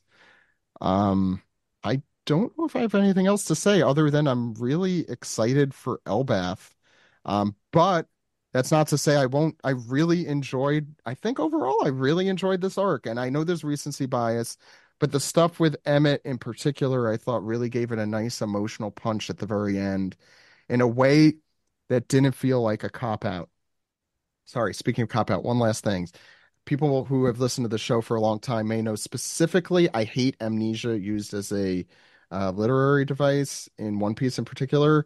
Sabo is the one that comes to mind, or doesn't. See, that's a joke about amnesia. Yeah, thank you. No, but seriously, this is done better.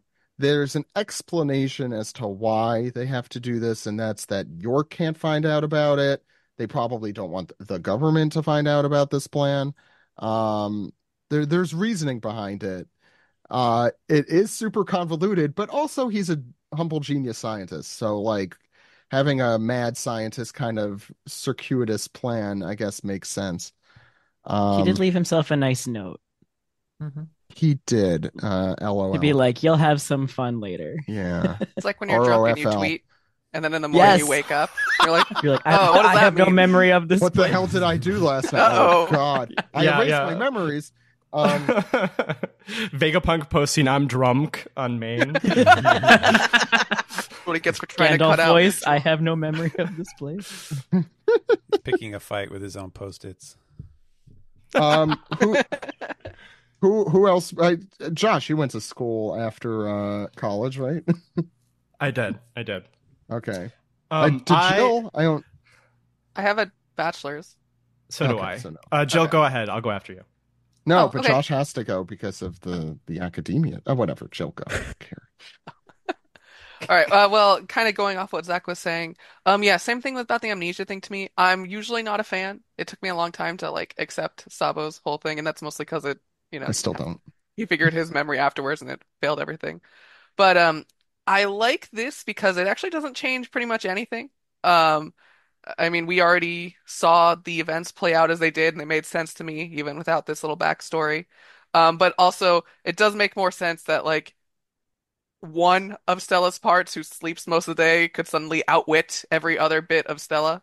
So I think that makes sense that they would at least catch on some of them. Um, but I thought the humor this chapter was aces. The whole thing about blaming Lilith was very funny. And then Vegapunk's like, "What?" after every notice there. So I think Oda was really on point with that. And made me actually like those characters more even after they're dead. So that's always a good thing. Um, but yeah, I mean, God, we're going to Elbath, man. That's insane. It's been so long. Oh, We're 13. I know. I was so young hearing Elbath for the first time, and now we're off. We're gonna go see the land of Usopp's dreams. Um, I'm so happy for Usopp. right? Yeah. Right? He needs a He, win. he deserves this. Yeah. Right? So Power up. people are like, "Oh, well, Wano was supposed to be Zoro's dream." At what point did Zoro ever go, "I can't wait to go to Wano to become a real man"? Sora couldn't give two shits. No, Zoro Now, doesn't care.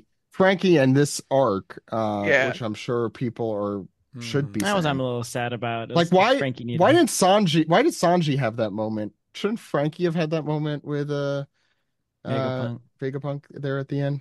I feel like maybe True. Frankie would have been too fangirlish, maybe a little bit. Yeah. But it's like whatever you say. If you want to kill yourself, okay. Yeah, Frankie just melted into the background because he felt guilty about blowing up the other island full of, yeah, full of Vegapunk stuff. Oh yeah, that's how I would react too. I would kind of Yeah. say anything. I'd be like, I hope he doesn't notice I'm here. Yeah, exactly. don't look at all this stolen technology. Have a nice Oops. day. How did I get these lasers? Ooh, yeah. These aren't trademarked, are they? We're good. Chill, yeah. Yeah, just I'm so excited. I have a feeling that based on what he was wearing last chapter and like the helmet that Emmett is from Elbaf. So I think we're going to be getting more like posthumous info on Emmett coming up here.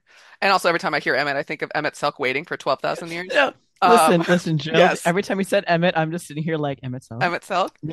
Me and you shaking hands. Listen, Greg Final Fantasy also 14 One Greg Piece agreed. has so many crossover ideas. Josh, don't look at me like that.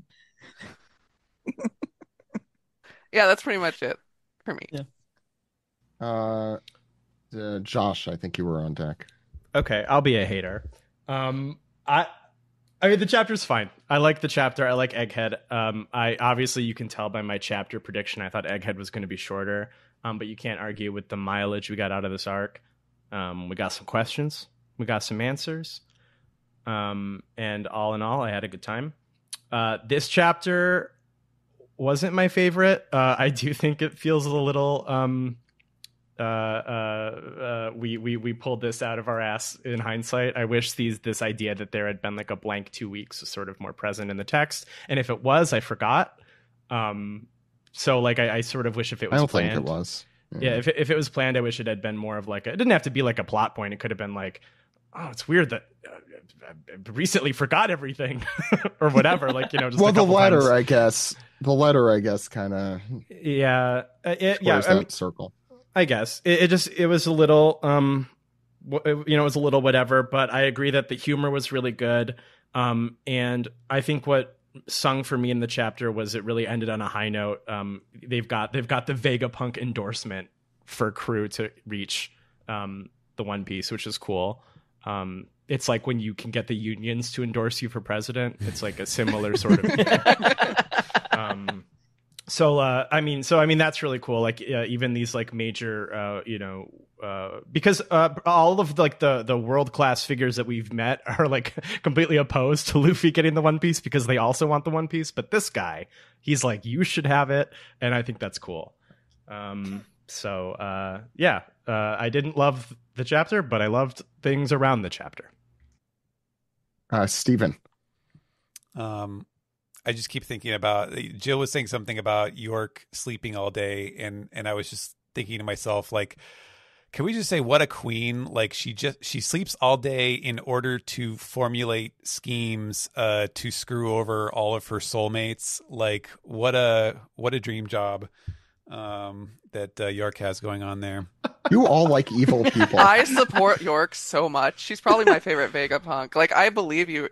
This does not surprise me. Amazing. Mm-hmm. I think I'll take a I guess I'll go kind of down the middle, which is that I thought this was a chapter that just referring strictly to the the Fortnite, the Vegapunk backstory stuff. It was something that I don't think was necessary. Like we could have moved on without doing any of that, and I think the large majority of it would have been inferable already from the text.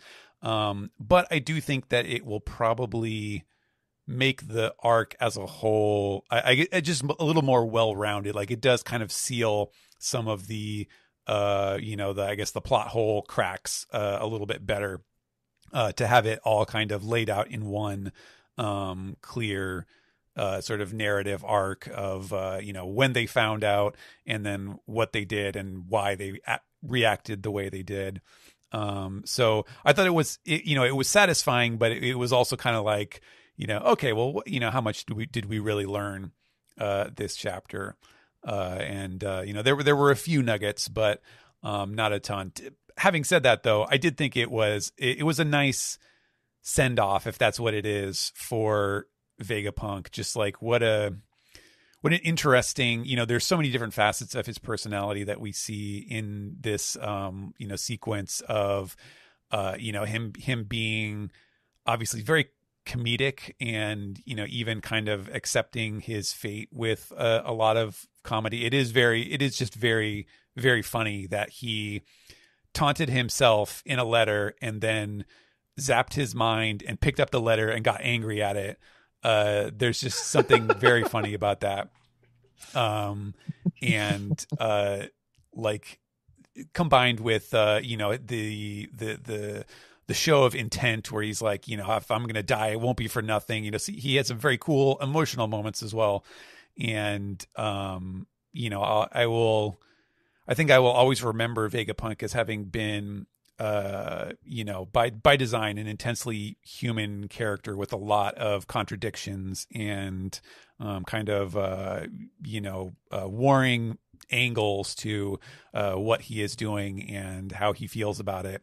And I think that's very interesting, and I think it works well with the the character archetype that he represents, as the genius who advances human knowledge, basically, or the state of human civilization, for what that's worth.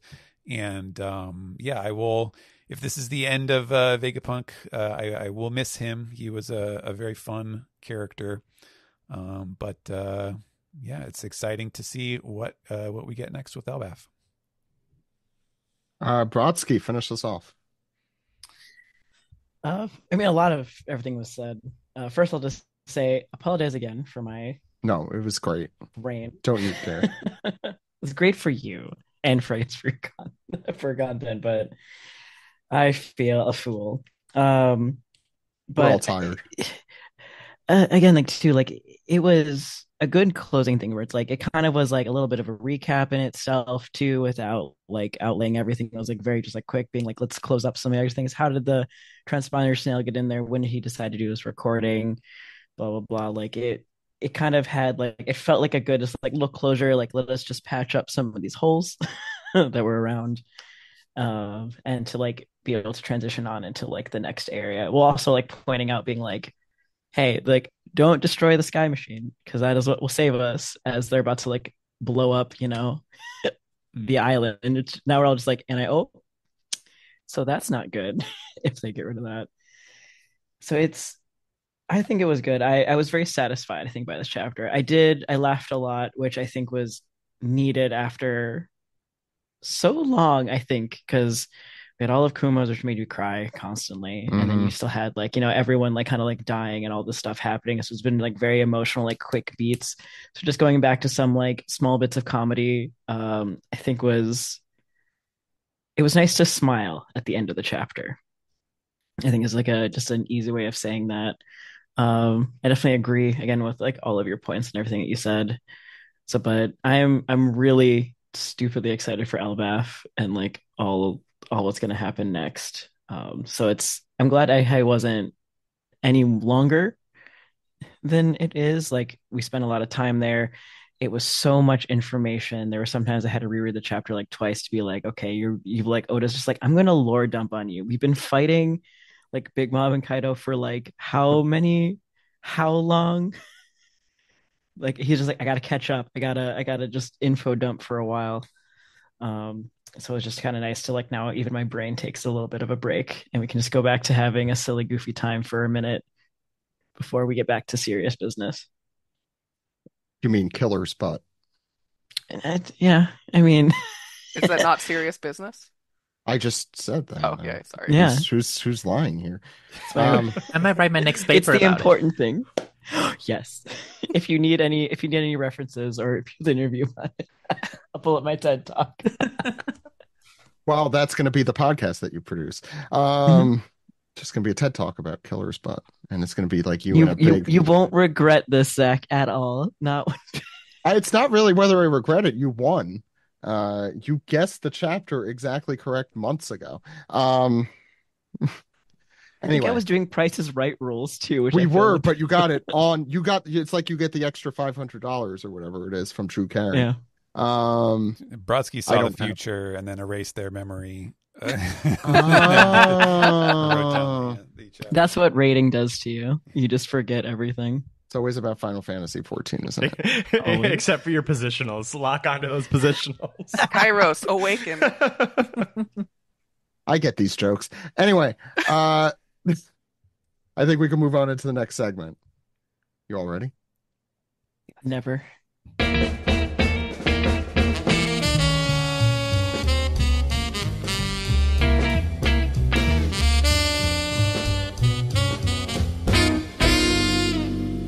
I promise I have an all right alibi because this is the piece together segment. Don't worry. I'm not going to make Rayquaza happen either because it's not happening. Can I fit any more? I have not played Roblox, so therefore I'm void of Roblox. There you go. Can I force any others in? No, because this is my sweet dead boy, the piece together segment. But at least I won't do a Void Fortnight dance to any. Okay, I'm done. I promise I'll throw this dry tongue corpse away and get into the piece together segment. Yeah, that's all I'm doing. Let's start with Dis Piece, or Josh, do you want to do the Ed Dis Piece? Yeah, what is it? Is it like the Dis Piece or whatever he does? What does he do? You know what? I'll take it. That wasn't at all what he did, but it's fine. Ed, let's talk about it. You know what I mean? Let's think about it. Let's think about it. Okay, so for Dis Piece, Lil Cop asks, "Hey OPP, if you had to erase an OPP related memory from your mind with Vegapunk's machine, what would it be?" I have a great answer. Did it happen today? Okay, real quickly, it was the episode, or maybe it was a volume review where Steven told us about the assist tabby whose name is Josh. Oh yeah. And I bit my tongue saying like I'm this cat, only to later find out the cat's name is Josh, and it haunts me. It keeps me up at night. That would have been so good. It would have been such a good moment. So yeah, I mean, it keeps me up. It haunts me. I see. The funny thing about this, by the way, this question is that by saying the things that we don't want people to know about or we want erased, we are actually calling attention to them. Yes. Stephen, what were you going to say? We're cementing them. Yeah. No, I was just going to apologize to Josh. I didn't realize that me telling him something was ruining it for him. So yeah, sorry about that. No, I mean, it was great. I was like, why? This is the one time I didn't say that's me, and it would have been perfect. Which is funny because you literally say that to everything. To literally everything. Literally, like even in a Zoom chat, like we're here and you're like, oh, that's me. I'm like, yes, Josh, that's you in that box right there. And the one time I did, and the one time I didn't, it would have been such a good moment. Yeah, no, Yeah. Anyone else? Yeah, Stephen, Brodsky, Jill. Whatever episode I was on with Sam, and then someone mentioned that they looked up pet play because of us, I would erase that from my mind so I could re-listen to it and relive that moment. That was Jammer. That was incredible. Yeah, Jammer has definitely made a lot of our our best moments. Yeah, I accidentally apologize to anyone that has ever had to Google something that we have said to figure it out. You know, Brodsky, I purposely don't Google anything that you guys say and just pretend I know. We warn you not to, but we have taught you well on the ways of Slay and Wig. So, Slay Queen. Yeah, I always go around saying that. Now, Yes. To be fair, as mid-30-somethings, I can now go to my wife and, in a heteronormative relationship, I could go to my wife and be like, Wig. Yeah. Very, very heteronormative of you to say wig. Okay. Does anyone else have any other answers? No. Okay. All right. Crimnesia asks, "Ahoy, OPP, banger chapter as always. Elbaf rapidly approaches. I thought I had a question, but I don't remember it, and I suddenly woke up in the memory room, very confused. And there was a traitor? It couldn't have been York. I'd have remembered that. So my new question is, why did Lilith betray us all? Have a lovely week, folks. Hope I get my memory back." Sam would like to have a word with you. Yeah. That's a good question. Yeah, it's a good. Why would she do this to us? Big Mike asks, those kids who were throwing rocks at Yamato were sentenced to eat Odin with the person they hate. If you were sentenced to eat with Absalom, Caribou, or any of the other characters you hate, what would you eat? Oh, this should actually be one of our questions that we ask people when they first come on is what character do you truly loathe? And not because you're supposed to, but just because you personally hate them. Like for me, Wanze, I think, is usually at the top of that list. Somewhere. I mean, Caribou is not ramen. Morning, so yeah. So what would you eat with Caribou? Nothing. I would kill him. No, exactly, Brodsky, you have to. It's the punishment. What is Caribou allergic to? That's what I'll serve. Yeah. Jill's out here with the real question. Soap. I thought that was fun. I would eat soap to kill Caribou. This is like petty, but I wanted so much from Moria and I was let down. I've always had a grudge against Moria. Listen, you saw young Moria and you had a thought, and then you saw old Moria, you're like, no. Well, it was that like the previous warlords we'd seen were so cool, and then we get to Thriller Bark and he just sucks so bad. Yeah. I was devastated. I mean, he's an acquired taste. He is, and I didn't acquire it. I like Moria. I'm just gonna leave that. Yeah. Anyone else? If you were forced to spend... Oh, so yeah, Dr. Gomez, who do you truly hate in One Piece? Oh my god. Honestly, controversial. I don't like Perona. Oh. Okay. I just... Okay, that I don't know how controversial... Oh, maybe that's kind of... You're not eager. So when I watched Thriller Bark for the first time, when I was reading it, her character I felt like it was very one note. As opposed to Absalom and the Doctor and then Moria, who doesn't suck that much. I mean, he can do some things. He did fight in the war, completely lost, and then lost again to Blackbeard, but at least he's good at losing. Yeah. I like a character that's good at losing. Perona I don't know. I like her fashion. I just didn't think she was that much of a threat for being a warlord kind of like commander, per se. I will say, like, to your credit, she's like, that's like bottom 3 devil fruits in the whole series. Her fruit sucks. I don't think it's that cool. It's not that funny. Like, no, but the gag was great. Oh yeah, the one joke one time was funny, with and then I'm like, well, now you're stuck with that power. Yeah, now you're just stuck with that now. But you don't get to choose what power you have. Listen, I can give people the depression all the time just by being around them. I don't need a devil to do it. Fucking yes. Wow, that's a really good point.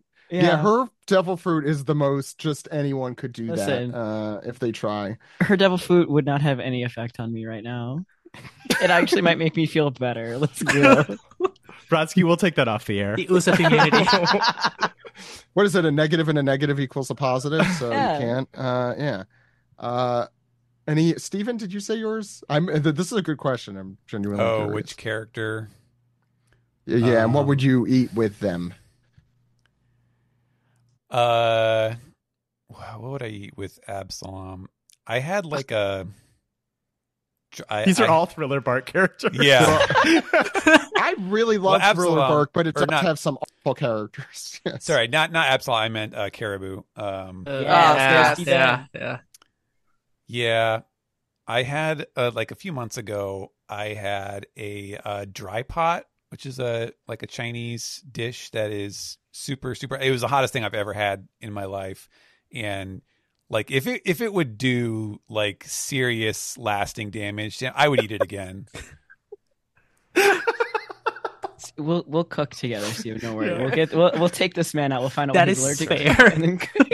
Next SBS. Oda, what is Caribou allergic to? For a particular reason. If we each get if we get 5 total like dinner dates where each of us kills him a 5th, then we can get it across the finish line. We can sneak in the cyanide and they won't catch us because it takes all the dates to like kill him. It just builds up in his system. We're fine. There we go. Airtight alibis.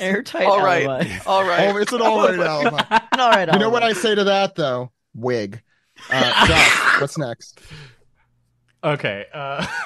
Jumper J says, I've been thinking about the potential reunion with Shanks coming up in Elbaf. Shanks' promise with Luffy was that Luffy would return the Straw Hat after becoming a great pirate. Shanks would have to be really pedantic not to approve of Luffy at this point. It's hard to imagine Luffy actually parting ways with the hat, but how do you think Oda will handle the completion of their promise? I could see them wagering the hat on whoever finds the One Piece so that Luffy doesn't lose it. I personally think he's not going to give it back yet until like they fight each other, and it would Shanks be like was leaving, right? Yeah, I don't Brodsky? think Elbaf Yeah. is happening with that. yeah. I don't think we're going to have that, but I feel like their fight wouldn't be like the fighting the One Piece is one thing, but that's still like in order for like Luffy and like Shanks to fight, it would be like again like full of smiles kind of thing where it's like it's not like I'm trying to defeat you, but like show me who you are now, quote unquote. So I don't think that hat changing over is going to happen. We got 5 years, we got time. I actually And I think, think Shanks is not. sorry, I actually think Shanks might lose to someone, and Luffy might put the hat on him when he's like defeated on the ground. Interesting. That hurts to think about. I guess I said with the ace thing, so Yeah, it's Puts the deserved. hat on Arm. Shanks's grave? Question mark. I mean, something The like hole in symbolic. Shanks' chest. It's like the opposite of giving it to the next generation. It's like, I'm going to leave it on this grave. Yeah, that's It turns out you were kind of a Possible, but loser, depressing. actually. So Food I don't for want thought. this anymore. I found a bigger one. I'm good. that's the isekai if Luffy became Yeah, a power yeah. scaler.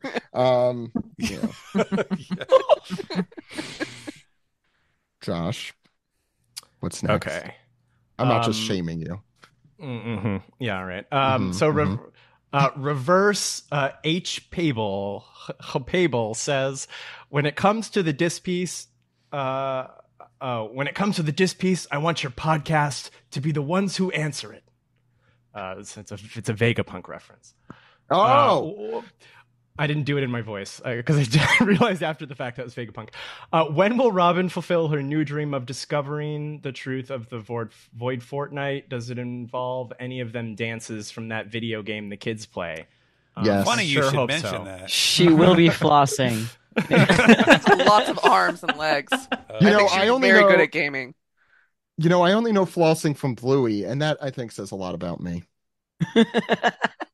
It does say that you're a parent. Yeah, Yes. that's what it says. Okay, so Sailor Karna is Universal says, "Hey OPP, this chapter answered a question I didn't even think to ask. I never asked how York did all the things she did, but it makes sense now.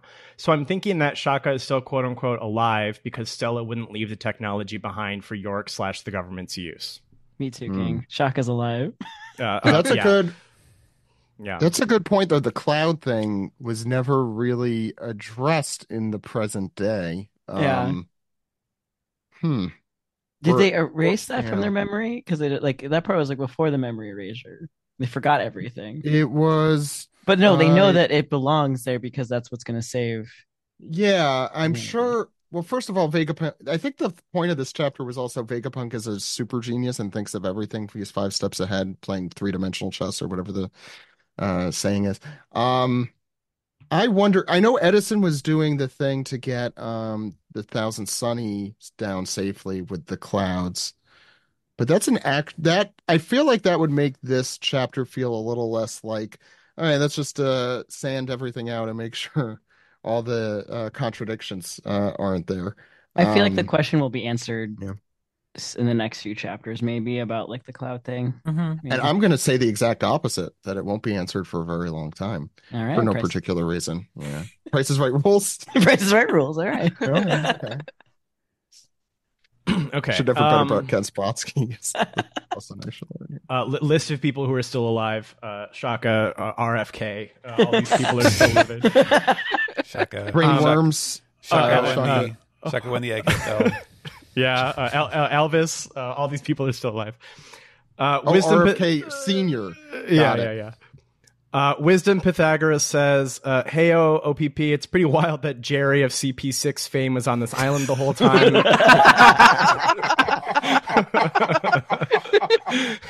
And didn't get a that's single excellent. panel. Oda's losing it. My question is, now that the arc seems to be wrapping up, what are your new arc end predictions? Is this it, or do you think we still have a few chapters left?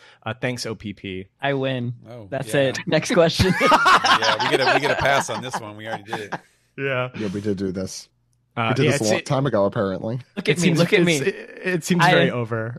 I am captain now. All right. Okay, Brodsky, I guess. Our final diss piece, Sheepman says, "Howdy OPP. It seems like Egghead is just about finished at 66 chapters. What moment does everyone believe will stand out from this arc in the fandom? And which moment personally stood out for you? I personally enjoyed that the supporting cast in terms of new characters for the Egghead arc was Vegapunk and the Satellites. Technically all one character, but split into 7 characters. The time spent with them was an ideal amount as it left me wanting to see more. And the chapter's flashback tied a nice knot on the Vegapunks." I didn't realize it's only 66, which isn't. We had so many month-long breaks. He had and stuff. Yeah. Oh no, It took a long Oda time. had a few chapters left from getting to the greatest number. So 66 is still pretty good. I know what you're saying, but it's not. 3 more Six- chapters would have been 3 great. more chapters would have been nice. 66 though, got a little greed in there. I'm sorry, evil. Yeah, that's a good question. Maybe it's fresh in my mind because of this chapter, but artistically, the panel of them going down the clouds to the pentagram with Saturn arriving Mm. was such just like a bafflingly cool, scary moment that I can't think of like a moment with such like ominousness in the series in a very long time. Yeah, I loved the 5 elders panel where we saw Mhm. all of them Oh, fighting yeah. their monster. That was Absolutely. really good. It felt like a final battle, but Iconic. like Yeah. Oh, yeah. but I guess in like Final Fantasy mode, like it's the first boss of many bosses to come. Level 93. Yeah. Yeah, I think this is somewhat recency bias. Because I think you could talk about the whole like Kuma flashback Kuma, for yeah. this. Yeah, I was gonna say. But what I've been thinking about the most is not only like the knot of hockey being undone, but Joy Boy talking to Emmett. Mhm. That moment feels, because that's the first time we've seen him, right? So like I think that's pretty. I think that'll be a landmark moment down the road. Yeah. Dr. Gomez? I like when Kuma punches Saturn. Yeah. Yeah. Yeah, when he comes in Yeah. and like protects Bonnie. Yeah. That I almost Oh, cried. yeah. I'm like that was really awesome to watch. Yeah, I think it, particularly at the time in my life when this came out, felt like the father-daughter relationship has been like super prescient. And it just was super prescient and on my mind. And had a lot of, as I said, personal attachment, but it also was very well done.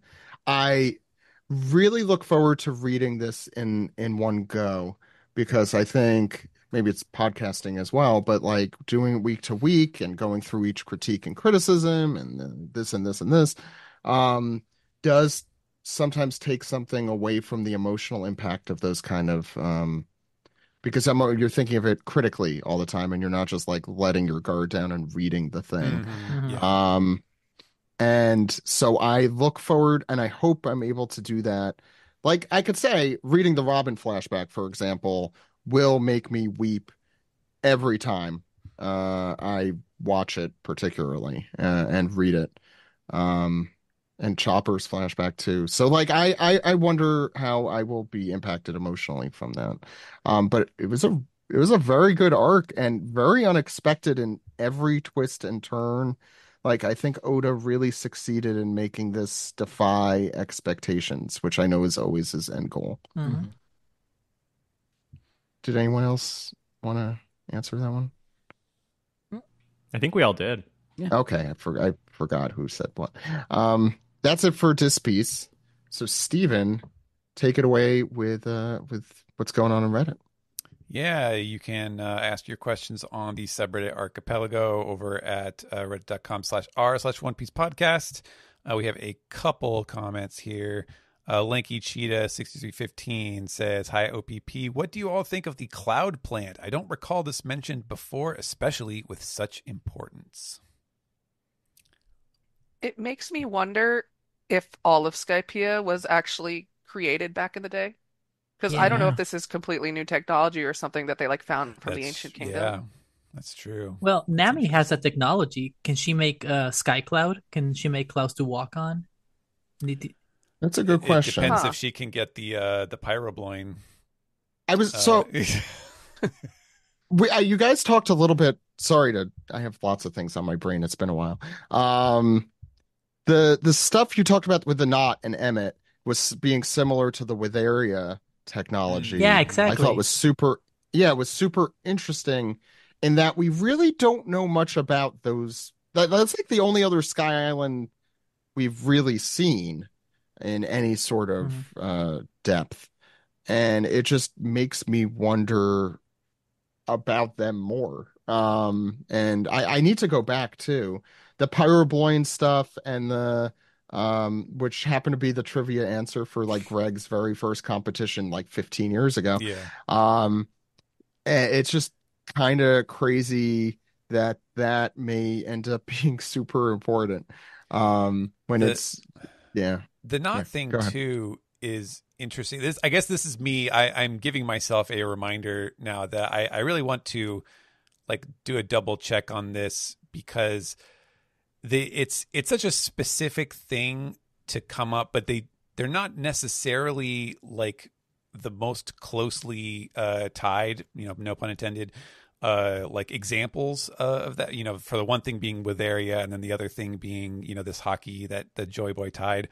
So it almost makes me wonder if there is some kind of like Japanese folklore about like knots having, Yeah. a specific power that you can unlock by undoing them or something, just because of the specificity of it makes me think that, maybe there's some cultural, folk wisdom here that I just haven't come across before. Dr. Or Gomez. if this is something that, Oda invented, and maybe we'll find out more about it. Well, sorry, I got excited because I actually did a little bit of research on something like this. So there's a book called The History of Piracy by Moricelli that it talks about how the figure of piracy is constructed through the centuries. And back in the 1400s, there were a couple of pirates who would create these huge knots with the ropes, and they will swing them to undo them to move their sails to get their ship from still to first moving in the water. And that was like a Hmm. big symbol of piracy for a long time. That's why the knots of all the ropes kind of is something you see in like Pirates of the Caribbean movies, things like that, that pirates know how to do knots. So I don't know if Oda took inspiration from that directly, but I've seen that being a big thing. Interesting.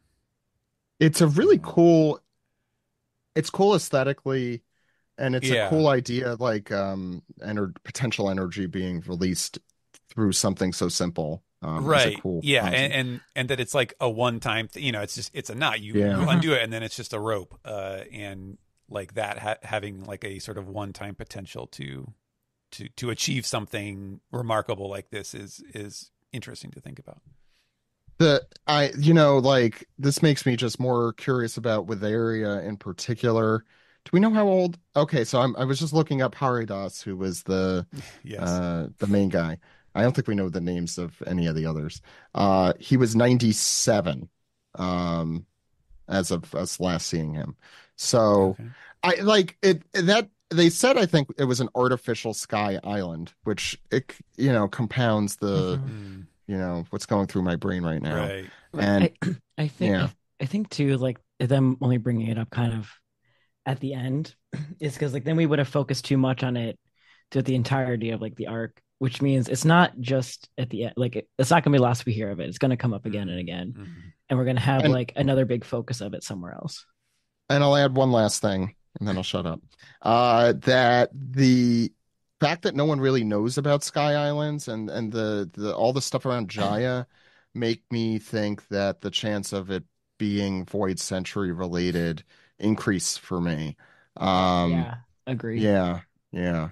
Mhm. Um, and there's so much lore in Skypiea that's so completely, it feels at the time at least, completely separate from everything else in the series. And and we've kind of thought for a while that that lore was actually super important, but the more we see, the more it sounds like, oh, the backstory we get here with Joy Boy and Emmett and the stuff that came before that and the Void Century and all that is going to be crucially tied, no pun intended, to Skypiea. I'm super interested in seeing that. Okay, D Lightning says, "Hey OPP, seeing as how Bonnie can seemingly tap into different versions of a person's past, present, or future, do you think she'll be able to revive Kuma long enough for her to get some sort of closure with her father, or do you think Oda has other plans for Kuma going forward?" Oh, that's a tough one. You could go either way, really. Mm-hmm. That's a storyline. Maybe I have to take this away from Brodsky and give it to Jill. No, that's a storyline that might continue beyond this. Or it will. Yeah, I don't know. Yeah, I mean, I could also see Oda like his maybe if he may not like demonstrate because he could just not ever tell us more about they could just kind of fade into the background of the story and then that's that. But I could see him like taking the tack that like Bonnie's powers work up to a certain extent, but that whatever Vegapunk did to Kuma to remove his personality was like it's a scientific thing. It's like it works on different principles, and therefore even Bonnie's devil fruit power can't undo it or something. Lilith is there to explain that, so sure, yeah, she's maybe evil. she'd be like, Can I just fuck say you. how disappointed I am that at no point did Bonnie use her powers to show us the 40 or 60-year-old like Straw Hats? Why would you put them in the SBS? Yes, she not show them to us those here. those specific ones. She did age up and down Jinbei, Chopper, and Luffy. Yeah, but like that Right, was you're a right. single scene. You didn't Yeah. show me like these hot older characters. What was the point, Well, You Oda? gotta wait We until can't- the end. No, Oh, we you can't. wanted the hot ones. I thought you were talking about the ugly ones. Because listen, there's the two different ways they can Same. go. They can still go bad, and then they can go bad, or if they're good, then they're hot. So Oda doesn't want to reveal Wait, the future. wait, I thought if they're bad, they're hot. Okay, No, I gotta go, guys. Wow, Doc- Josh, coincidentally. yeah, Doctor, it's really good to talk to you again. Nice to talk to you, Josh. Okay, goodbye, everybody. Bye. Bye. Yeah, we could go to the next. Okay. Old Wolf 30 says, "I know people are hoping Elbaf will be a level up moment for Usopp or even Frankie, but do you think we will see Zeus finally take the next step?" What would the next step be? Zeus. He's gonna rain Cumulonimbus. Here we go. Nami's gonna get Luffy to tie knots of hockey, and then she will rain them down from on top of Zeus, Oh. and then it will just scare the shit out of people. Lightning bolts. Zeus is Yeah. going to challenge the Norse gods like Kratos. I like that. I hope we see something more interesting to come out of Nami besides just the lightning and stuff. Well, But, There's time actually, to there's the cook. whole Big Mom connection. yeah, Mhm. And Elbaf. that's true. Yeah.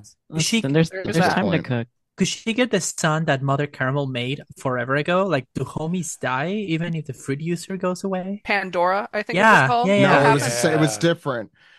I think that was just the version that Carmel had before she was Yeah. eaten. Right, but like, if that sun survived, then Nami could have a cloud and a sun just like Big Mom. That would be cool, yeah. Yeah. Or That's she a could good just question. steal. I mean, she could just steal Prometheus too. That seems, appropriate. Yeah. Right. Also true. Yeah, because what What happened? did she do with that Well, yeah, sun? what happened to Prometheus? He's still with Dead? Big Mom. We don't know yet. Do Yeah, but what happened? Yeah, What did happen to the one we were just talking about from Mother Carmel? yeah. Oh, that, yeah. Question. We did not find out. We never saw. Yeah, it was just the fire that Big Mom caused. Mm-hmm. Yeah, and then Mother Caramel made it into like a cute sun. Let's see. Sumo de la Ranja says, "Hello, OPP. Now the arc has concluded. What is the next step for Kizaru's character development? We clearly saw that he was conflicted the entire time due to his bond with Vegapunk, Bonnie, and Kuma, and yet he carried his orders fully." Retirement. That's what I was thinking, actually. Mm-hmm. I think he would try to, and they might not let him. I think he's gonna go Yeah. join Sengoku and Carp in retirement now. They're both also semi-rich. Well, one Yeah. of them is captured. He's The gonna other say- one is still kind of working. He's gonna say, "Hey, Akainu, I know this awesome island. It's called It's called Punk Hazard. We should go there and And battle it out. fight. yeah." Yeah. I feel like the retirements in his thing where it's just like, well, they'll gracefully have to step down from his position. I really Yeah. wonder. That's a very up in the air thing. I I was don't kind Yeah, of because I know. feel like the Navy wouldn't want him to retire because he's yeah. like definitely one of their heavy hitters. Yeah, but at the same time, I think if he just like the next time we see him, if he just shows up again and it's just like, "Hey, it's Kizaru, I'm doing my stuff." Like, I think I would be very disappointed if there was Yeah. Yeah. no repercussion of what we saw in this arc. We got like a really good development from him, and then would just kind of throw it all away. I'm Yeah. kind of So hoping he's gonna join like Sword or something, like one of those Yeah, Navy yeah. factions. Yeah, And let's not forget Sentamaru Did, is hanging out on the island too. true. is he Yeah. alive? Probably not in great shape. is he Um, alive? Who's to he say?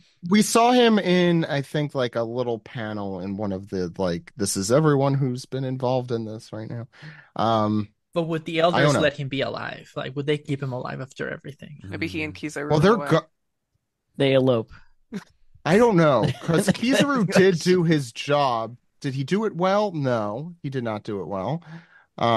Did he succeed at tried. all? No, No. he failed. Got turned He into a kinda- pizza at one point. there were times he was not trying as hard as other times. Remember when he said, "Oh no, I can't do anymore. I just got, Luffy was I'm so He said, tired." "Ooh, I fucked this one up." Oh. It's a good Kizaru impression. All right. Last one on Reddit is from Amiibo Hunter, who says, "Hey OPP, what kind of new Elbaf outfits do you hope to see the crew in?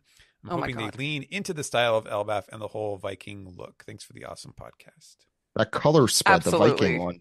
Yeah, yeah. Frankie's hair better be like a little helmet horn. Or Oh, back to yeah. those braids that he had in Dressrosa. Or what if it's just like a hammer, Depends. like Thor? There we go. These are all good ideas. Yeah, these are good. Uh, Yeah, I- I'm imagining, especially after seeing Emmett's, overalls, like that sort of fleecy Hmm. look. I think he'll probably lean on that. Give me Sanji and some Lederhosen. That's what I'm I just want. looking at Vicky the Viking now, just for, I mean, yeah, all this stuff is good. Oh, can you imagine Sora in full like armor for like a Viking? Yeah, Yeah, that would, yeah. I'm real excited. yeah, me too. I'm excited. That's it for Reddit, right? That's it for Reddit. Jill, finish us up here. All right. This is Peace the Tweet. Yeah. Nice, Jill. Thank you. From One Scar 2, they say, one thing I love about One Piece that Oda does so well is gets you invested in morally gray / conflicted characters. Like Vegapunk is the biggest example. But what are y'all's favorite morally complex characters such as Garp, Akiji, Dragon, Z, etc.? Hmm.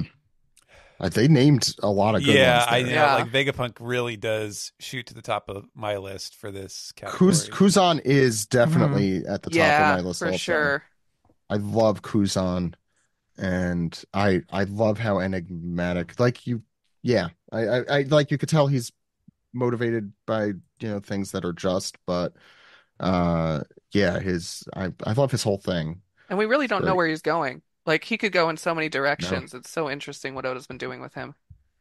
He is. I think Kuzan has consistently been one of the better written characters in the series because of that.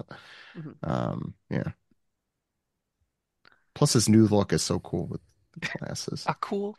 Yeah. Yeah, it's like as a 14-year-old, I would have totally cosplayed that, and I still would. You still can. Um, Don't let your dreams be yeah. dreams, Zach.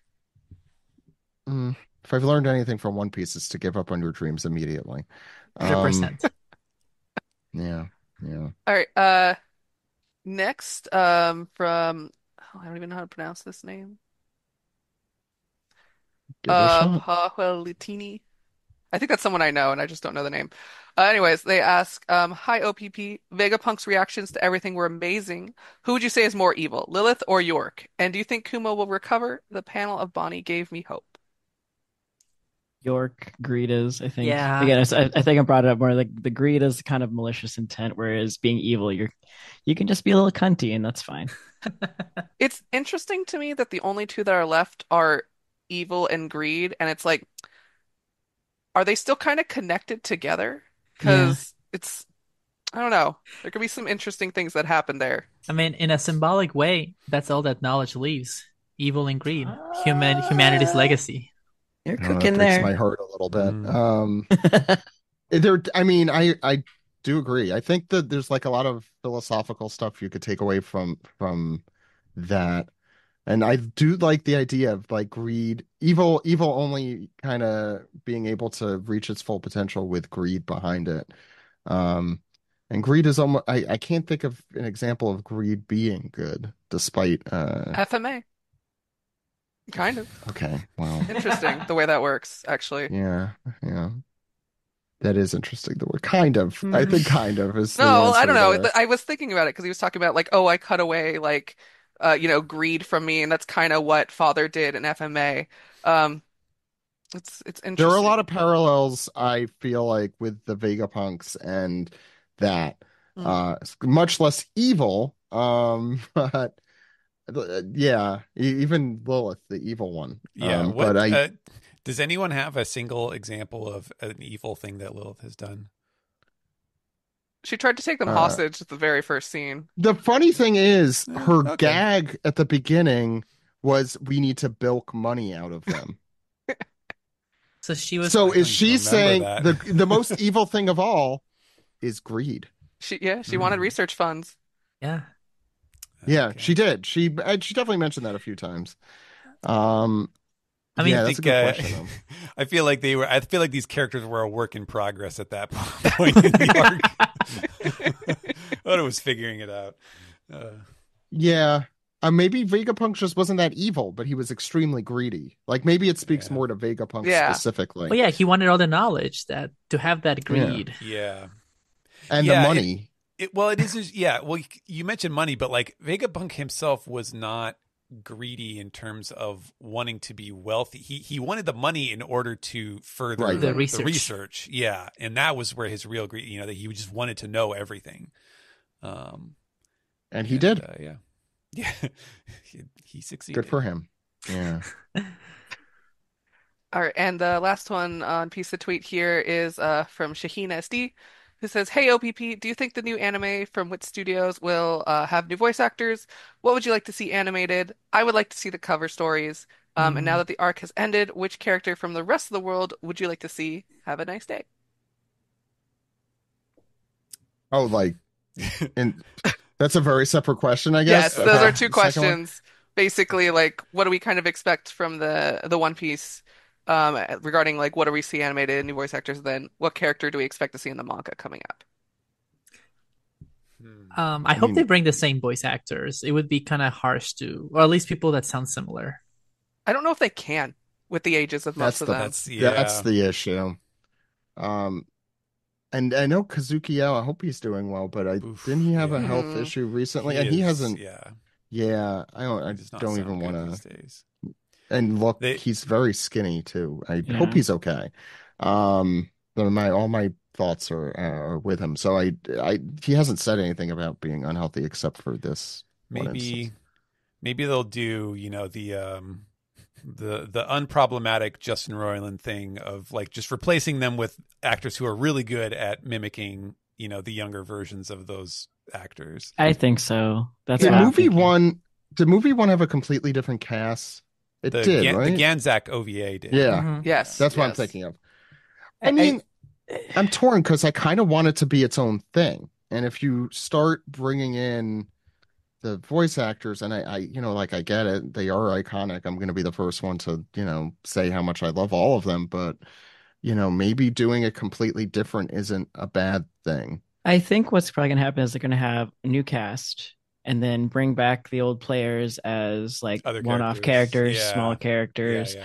and more of a nod type of thing. Just because to Yeah. their age, how long they've been doing it, even though the movie voices of Right. Luffy currently being like she wants to be done once it's done, so it's like Yeah. doesn't want to like start over from one over again. She's So- done it a few times now. I mean, Yeah.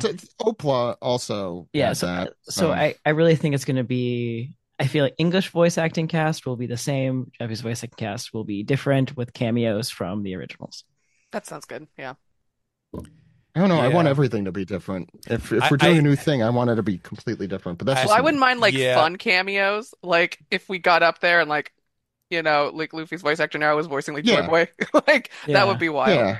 just I something like mean, that. Because Mayumi like, Tanaka is amazing, and I love Yes. everything about her. So I can't. The thing is, Zach, about that desire, particularly for like, oh yeah, just do something different that is not like the previous version, is that I think the fact not just that they're remaking or reanimating the series, bringing it back to like life in a different way, but the fact that it is like sort of okay, we're going to go back to Oda's designs. When you redo something that is already iconic and is already completely established, I think that actually paradoxically it makes them closer to the original because they don't want to stray far. They want to be there. If anything, they're going to be closer to Oda's style, and that's kind of what we've seen, I think, so far from the design work.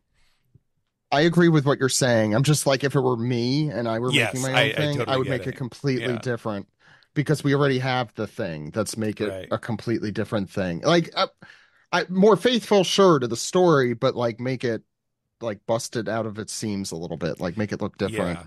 I just Make think it it's sound so different. Make it. it's so difficult to take it to another studio and they're like, okay, we're doing this thing. The other studio is still doing the original thing. Like we cannot be Right. the ones who are like, oh, well, we're going to show them up and do something crazy and wild, and they no one's ever seen One Piece like this. I feel like they have to go even harder into sticking to Oda's style. So I that's what I'm anticipating, at least. The Ganzak thing really is swirling in my head also because it's production IG. It was a completely different studio, Yeah. completely different voices, completely different everything. I don't know about the music. But like it could be done and it could look cool. Like this is a subjective thing again. I know that's not what's going to happen. Already what we have seen has shown that that is not going to happen. But that's, if it were me and I were doing it, that's what it would be. That was the last question, right, Jill? Yep. Dr. Gomez, did you have anything to add to that? I don't want to. I don't think we answered like about what character we'd like to see. Oh yeah. Oh. Now that Egghead has ended, what character Thank from you. the rest of the world would we like to see? Marco. Killer's butt. Pineapple Head. Marco. I'm Shirahoshi. okay. Every time she's not on the screen, I worry about her. She was there in this. She was in I know. the I was so happy to montage. see her safe. I know. I'm gonna stand for know. my favorite girl, second favorite, Smoothie. Yes. Ooh. Yeah. Where's Oh, she was in Katakuri? it. No, Smoothie was in the montage thing. She showed up. She was with She was with Mondor. Katakuri, I Yeah. think. A cardboard Montour. cutout of Smoothie. Yeah. I'm not saying Okay. it was a good cameo, but Look, I still want to the defend fuck? the Smoothie is strong. She just hasn't gotten the chance to show it. It is true. Yeah. yeah, I agree. Cool character. Smoothies. I reread. I think I reread all of Whole Cake Island recently, ish. Can't even remember if I did. And Smoothie, I think when you read it marathon wise, does feel more important and get more of the just desserts than it felt like week to week to me. She's great, and I agree. More I do giraffe want to juice. see what the Big Mom Pirates are doing now because they've Yeah. lost Big Mom and Parasparrow's dead, right? Or something akin to that. I hope. So, like, how are they doing? Like, that they having a, Mhm. family reunion or something without Mom? See, I can't say dead people because like Pedro, is dead. Peckham's, we don't really know whatever happened to him. All right. Yeah. I just want to know what Kawamatsu's doing all the time. That's how I feel. Yeah. Kawamatsu's my answer. Okay, that's it. That's the piece together segment. We'll be right back and round off the show.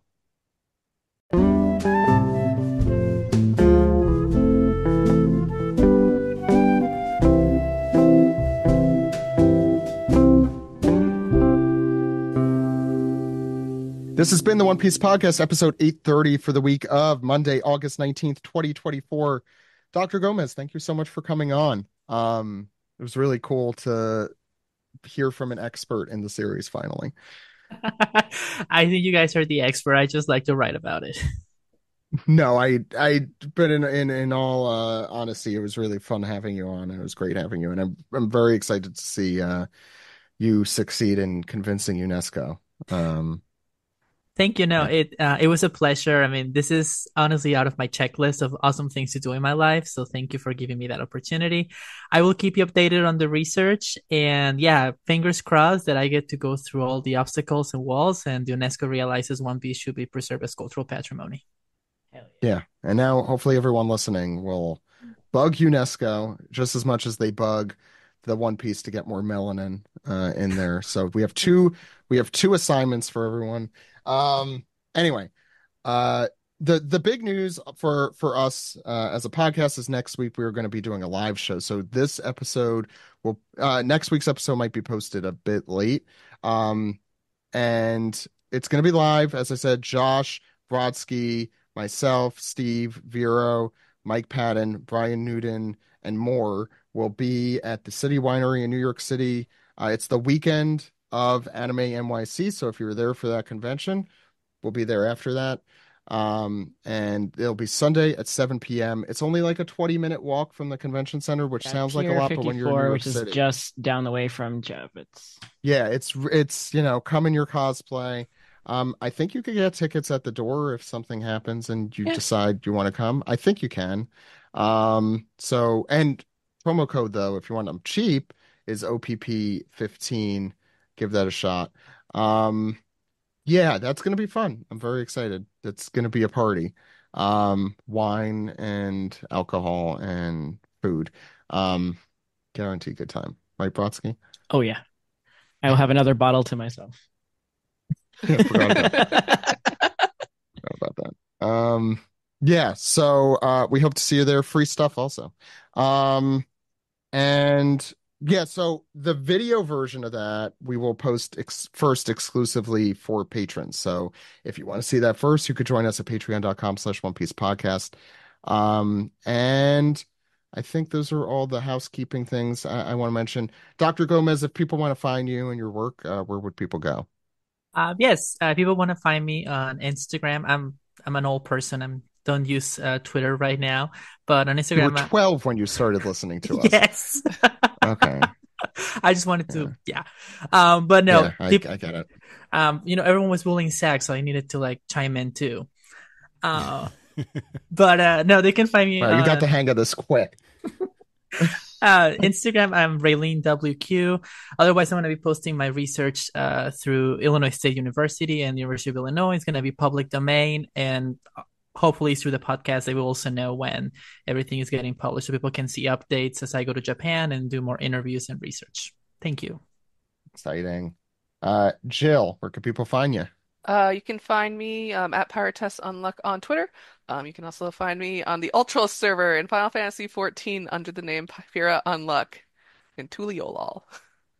Brodsky, have you two played together at all? Not yet. No. We did hang out at FanFest together though. Yeah, Okay. that was good shit. And Greg, Yeah. I know, is also very into it. Greg and- has an achievement. He's got that fucking Pteranodon mount where you have to do the sky script shit in Ishgard. Oh my God. Are How you speaking Props English? to Greg. Wait, God, Dr. Gomez. I do bow you to know Greg. Dr. Gomez is fluent in 5 languages, if I Yes. recall. Yes. Yeah. Did that make any sense to you?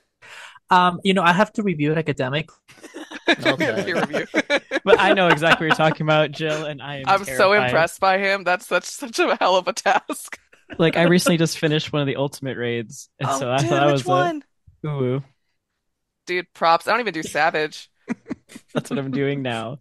Brodsky, I thought you had to go soon. I know. We're I fine. actually have raid. And they're waiting. Oh, yeah. I figured that's what you were leaving for. Yeah. Yeah. Where can people find you, Brodsky? Yes, you can fortunately still find me on Twitter at Zach's favorite. The word double underscore the number 0 underscore snake, and everywhere else at Oeve Brodsky. And That's my favorite. And if you play 14, I am on Primal Leviathan under the name Cora Phoenix. There it is. That should have been easy to find because, I mean, it's Marco and Corazon. Stephen, where can people find you? You can follow me on Blue Sky over at stephenpaul.bsky.social, where I am regularly posting pics from my 3-chapter-a-day One Piece reread. I am just about to start Dressrosa, so I'm very much looking forward to that cake dessert that I get after that. Yes. That will be nice. But yeah, I'm just, offering funny observations and, picking out silly panels and things like that. Yeah, other than that, you can just read One Piece, Akane Banashi, and Showa Shoten. Those are all easily available on the Shonen Jump or Manga Plus apps. Shit, I forgot to read Akane Banashi today. It was such a crazy day. Okay, well, that's what I'm doing when I hang up. There you go. Yeah. I'll announce who our upcoming guests are because they're all very cool and new, and I want to make sure I give them a shout out for the month of September. But before I do, you can check us out anywhere you get your podcast. Please subscribe, rate, and review. Spotify, Apple Podcasts, and the rest of them. If you haven't, ratings and reviews do really help. So please, you can just say, I love this podcast. I love all of you, even Zach. And you just write that and you say 5 stars. And you can check us out at Patreon, patreon.com/One Piece Podcast. $5 a month gets you the entire backlog, ad-free episodes, alternate images, alternate titles, exclusives, and a lot more. Or you could check us out by calling us on the phone number that we totally check. That's 347-497-MAJI. That phone number again, 347-497-6254. Call anytime. Anytime. Thank you. With your questions, comments, Maji. theories, or who your sweet dead boy is. Guests coming up in September after our live show. We have Cohen Edenfield coming back again. We have Paisley Pikachu. We have Roger Space. We have Jammer coming back, so Jill, you want to be on for that one. And we have Mel back on, Melon Lad. So check those all out. Gonna be fun. But until next week, where we'll see you live in New York, my name is Zach. Oh wait, that's it. Goodbye, everyone. Bye. Bye. Bye. Bye.